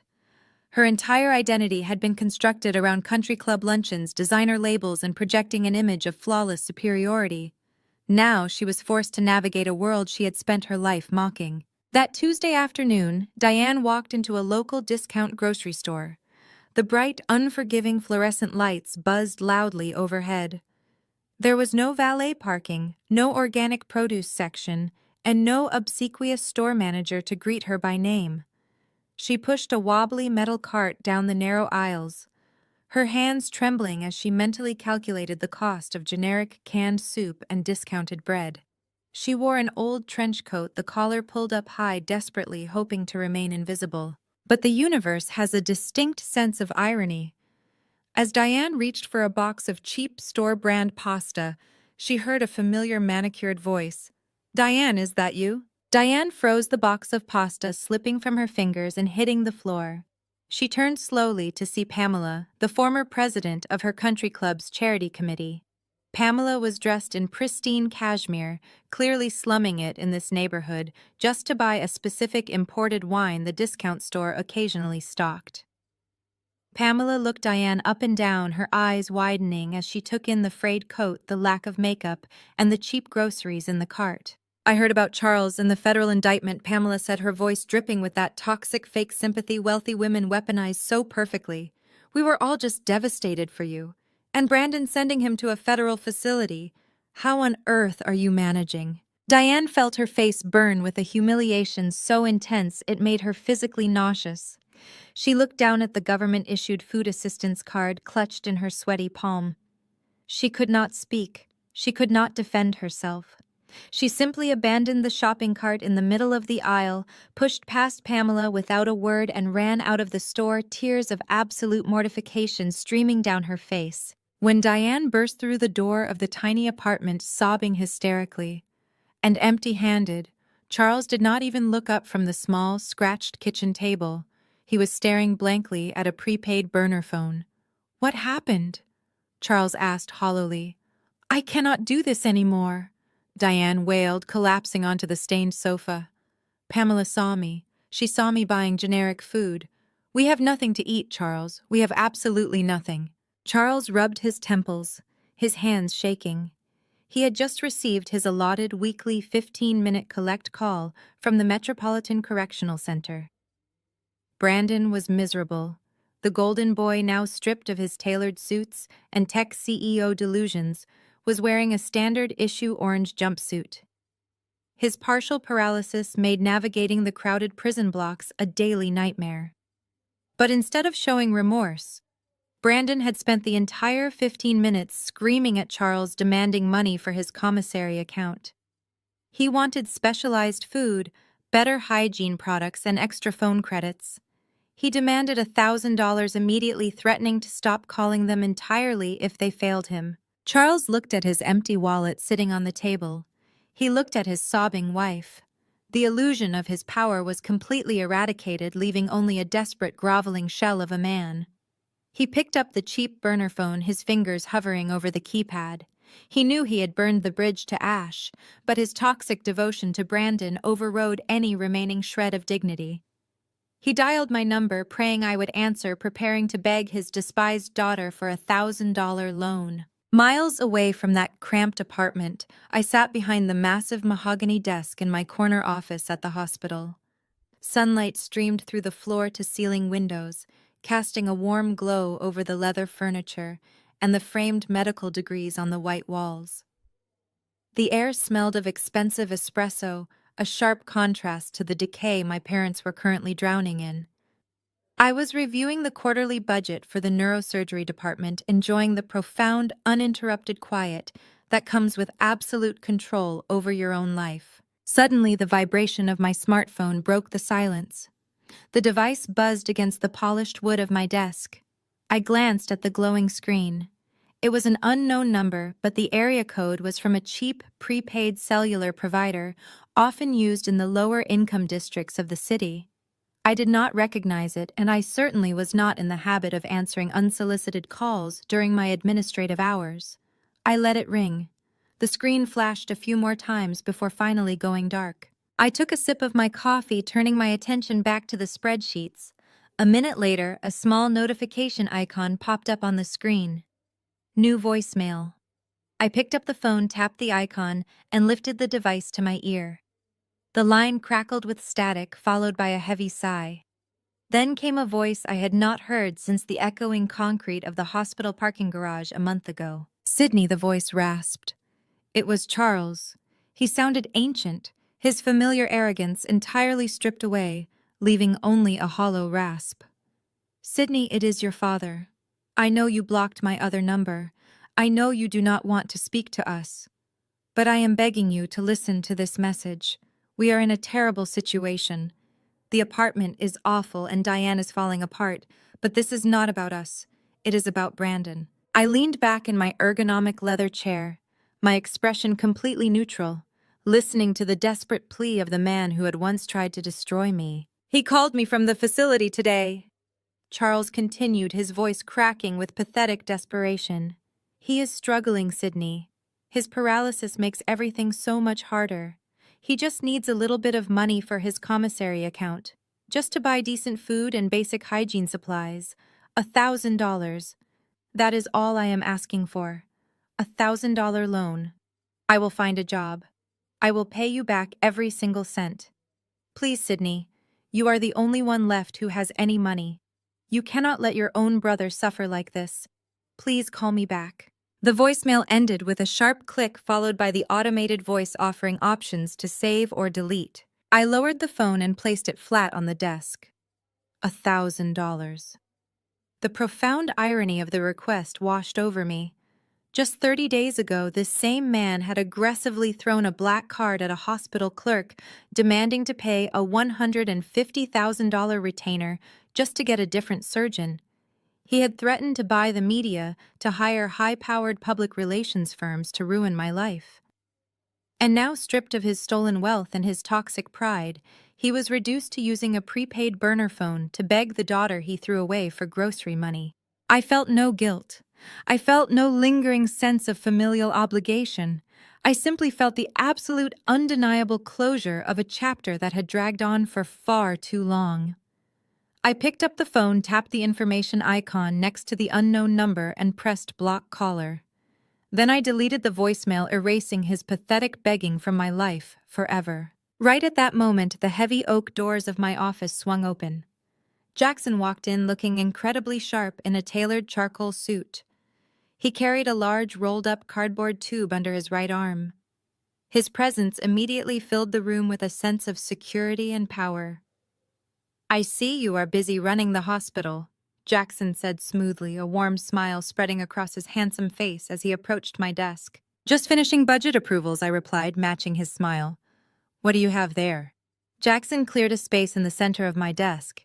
He uncapped the cardboard tube and slid out a thick, heavy roll of oversized paper.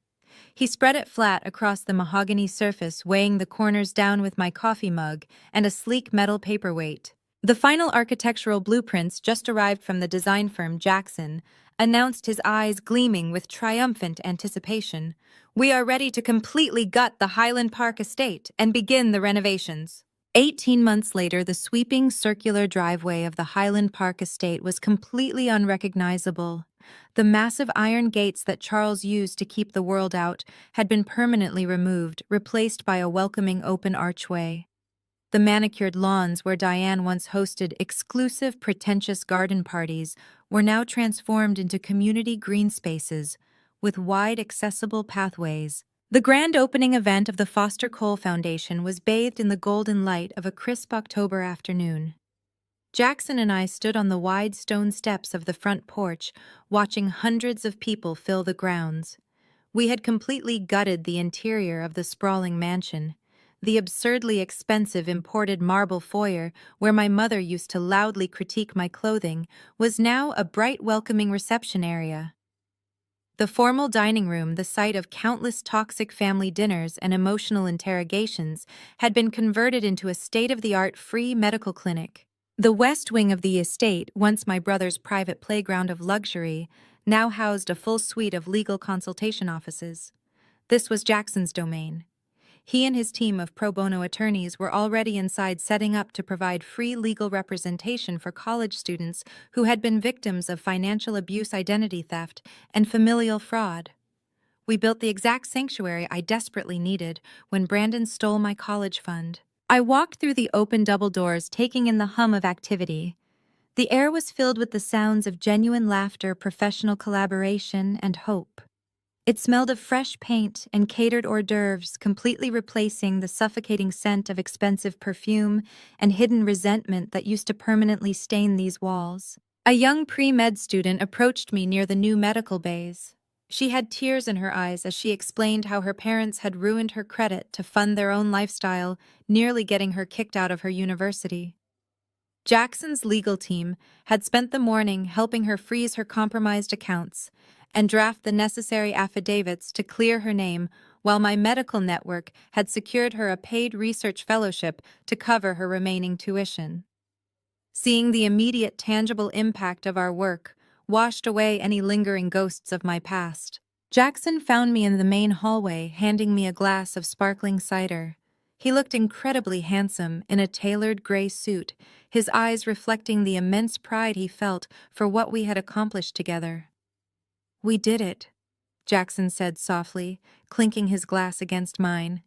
"We took a monument to greed and turned it into an engine for good." I took a slow sip, looking around at the vibrant, thriving space. "We did," I agreed. "The rot is completely gone." The event had attracted significant local media attention. The narrative of a prominent neurosurgeon and a high-powered corporate attorney transforming a foreclosed mansion into a philanthropic center was a perfect human interest story. Camera crews and journalists mingled with the crowd, documenting the facility and interviewing the students we were helping. As Jackson and I stepped back outside onto the front porch to prepare for the official ribbon-cutting ceremony, a young reporter from the Chicago Tribune approached us. She held a small digital voice recorder and offered a bright, eager smile.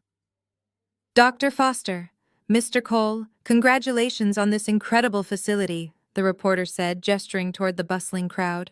"The transformation of this property is absolutely stunning. Your foundation is going to change thousands of lives." "Thank you," I replied smoothly. "That was our only goal. We wanted to ensure that young adults who are striving for an education have a safety net when the people who are supposed to protect them fail to do so." The reporter nodded enthusiastically, jotting down a quick note on her digital pad. "It is a beautiful mission," she said. "But I have to ask a slightly personal question given the history of this specific property." She paused, her expression shifting into a mask of practiced journalistic sympathy. "Public records show that this estate was previously owned by your parents, Charles and Diane Foster, before it fell into foreclosure." The reporter continued, her microphone held steady between us. "I notice they are not on the guest list today. Neither is your brother. On such a monumental day, a day where you are giving back to the community, on the very grounds where you grew up, do you miss your family?" The ambient noise of the bustling crowd seemed to fade away. Jackson stiffened slightly beside me, his protective instincts instantly flaring up at the mention of my abusers. But I simply looked at the reporter, my heart rate perfectly steady, feeling no panic, no sorrow, and absolutely no regret at all. I looked at the reporter, whose pen hovered eagerly over her notepad, anticipating a sentimental answer about forgiveness or the enduring bonds of blood. The crowd around us had quieted, slightly drawn in by the intimacy of the question. I felt Jackson's hand gently touch the small of my back, a silent offer of support, but I did not need it. The anger that used to consume me whenever I thought of Charles and Diane was completely gone, replaced by a profound, unshakable clarity. "No," I answered, my voice steady and resonant, carrying easily over the quieted crowd. "I do not miss them at all." The reporter blinked, clearly taken aback by the blunt honesty. Her pen stopped moving for a second before she quickly recovered. "That is a very candid answer, Dr. Foster. Some people might find it difficult to understand how someone could completely sever ties with their own parents and sibling, especially after achieving such success. I nodded, acknowledging the societal expectations she was projecting. I understand why people feel that way, I said, looking out over the faces of the students and volunteers gathered on the lawn. Society has conditioned us to believe that biology is an unbreakable contract. We are taught to forgive endless transgressions simply because the person hurting us shares our DNA. We are told that family is everything, even when that family requires us to constantly sacrifice our own well-being to maintain the illusion of peace. I paused, letting the words sink in, but I learned a very hard, very necessary lesson on these exact grounds. 4 years ago, I continued my gaze sweeping across the newly renovated estate. Blood does not excuse abuse. DNA is not a license to exploit, to manipulate, or to destroy someone else's future to protect your own ego. For too long, I was the scapegoat in a family dynamic built entirely on a foundation of lies and favoritism. I was expected to dim my own light so my brother could shine, and when he finally set fire to his own life, I was expected to burn with him. The reporter was writing furiously now, hanging on every word. The students in the crowd, many of whom had survived their own toxic family environments, were nodding in silent agreement. Generational trauma is a very real, very heavy chain, I said, my voice rising with conviction. It is passed down through expectations, through normalized cruelty, and through the weaponization of love. My parents believed that because they provided for me financially, they owned my future. They believed their conditional approval was worth my sanity. But the moment you realize that the people demanding your loyalty are the same people holding the knife to your back, you have a choice to make.